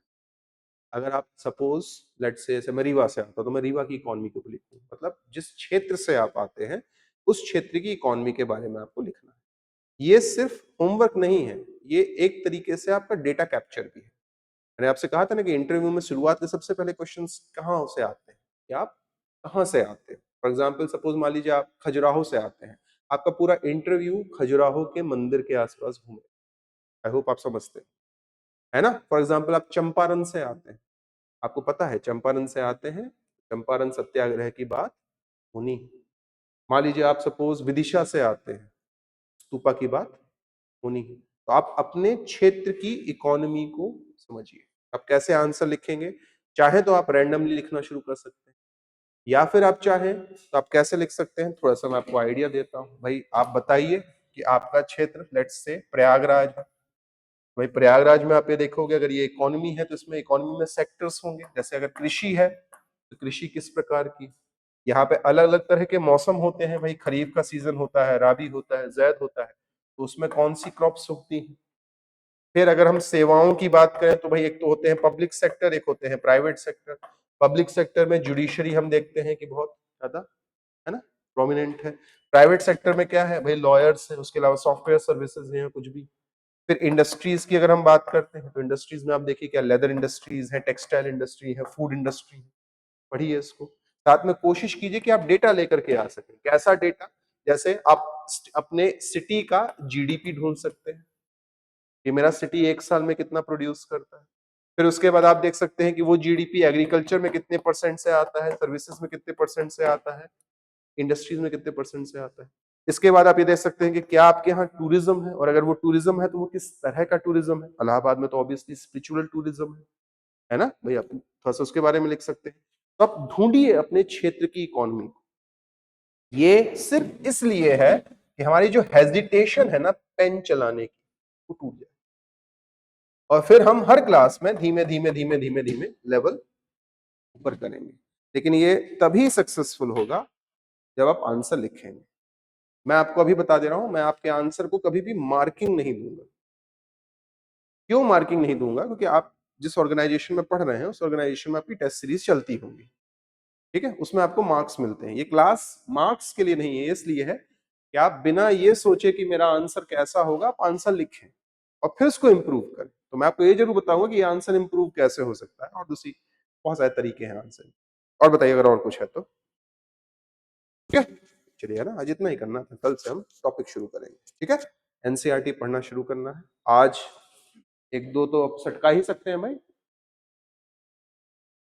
आज मेरे ख्याल से क्लास 9 तो खत्म हो ही सकती है, बिकॉज से क्लास 9 और 10 थोड़ा बहुत तो हो ही जाएगी। कल 3:30 बजे क्लास है, बहुत टाइम है, तो दो तो कंप्लीट कर ही लीजिए।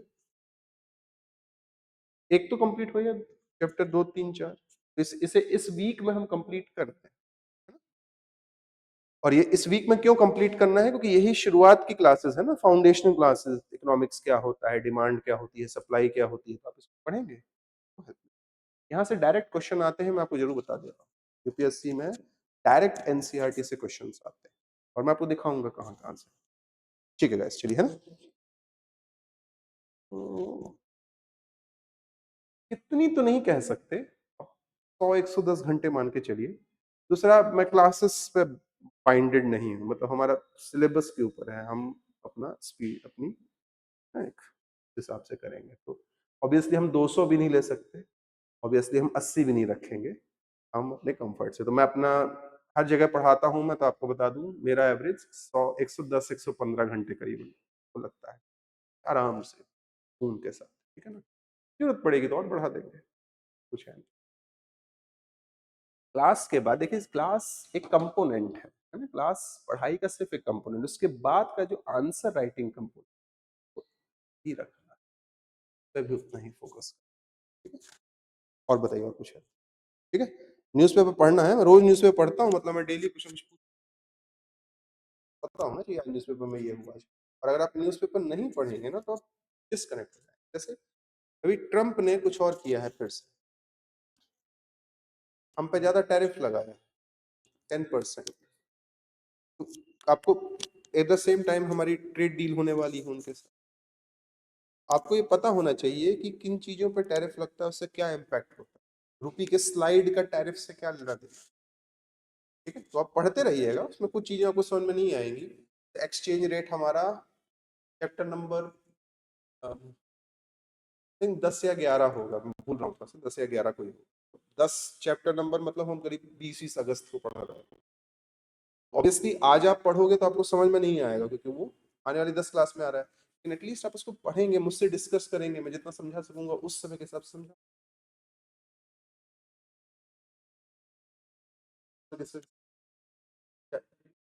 ट्रम्प टैरिफ का, हाँ। हम्म। नहीं, आप नहीं कनेक्ट कर पाएंगे, मैं आपसे क्या बोल रहा हूँ, आप न्यूज़पेपर पढ़ेंगे, फिर आप ले करके आएंगे, बोलेंगे सर कल मैं ये पढ़ रहा था, मेरे को समझ में नहीं आया। अगर वो क्लास में चल रहा है तो मुझसे कनेक्ट कर लेंगे, क्लास में नहीं चल रहा है तो मैं जितना हो सकेगा समझाने की कोशिश करूंगा। अदरवाइज अगर ऐसा है कि फ्यूचर में वो आने वाला है तो बोलूंगा उस दिन रुक जाइए, लेकिन इस चक्कर में हम पढ़ना नहीं रोके। ठीक है, कि हमने ये टॉपिक, जैसे आरबीआई ने कोई मॉनेटरी पॉलिसी का स्टैंड बदला, अब हमने आरबीआई मॉनेटरी पॉलिसी नहीं पढ़ी, इसका मतलब ये नहीं कि हम न्यूज स्किप कर दें, हम पढ़ेंगे, आप मेरे पास लेके आएंगे, मैं कई तरीके से समझा सकता हूँ। एक तरीका ये है जिसमें मैं कॉन्सेप्ट समझाए बिना आपको एक सरल भाषा में समझा दूं कि ये हो जाए। तो हमको पॉज नहीं करना है, हम वेट नहीं कर सकते। जाते साथ आखिरी चीज मैं क्या कहना चाहता हूँ, मैं आपसे ये कहना चाहता हूँ, आपकी प्रिपरेशन की जो प्रोसेस है ना, वो शुरू हो चुकी है, हम इस पर पॉज नहीं कर सकते। तो इस किसी चीज के लिए वेट नहीं करना है। बच्चे क्या वेट करते हैं, जब मेरा पीटी हो जाए तो मेंस तैयार करूंगा, नहीं, आपको आज से आंसर लिखना शुरू करना है, आपको आज से एमसीक्यू यानी पीवाईक्यू लगाना है, आपको आज से सी सेट लगाना है, आपको शुरू कर देना है। फिर शुरुआत में हमको प्रॉब्लम होंगी, और देखिएगा आप 15-20 दिन के बाद हमारी स्टेज ऊपर आएगी, हमारे आंसर बेटर हो जाएंगे, हम ज्यादा क्वेश्चन करने लगे। शुरुआत में तो ऑब्वियसली उतना अच्छा नहीं होगा। ठीक, कल मिलते हैं ना।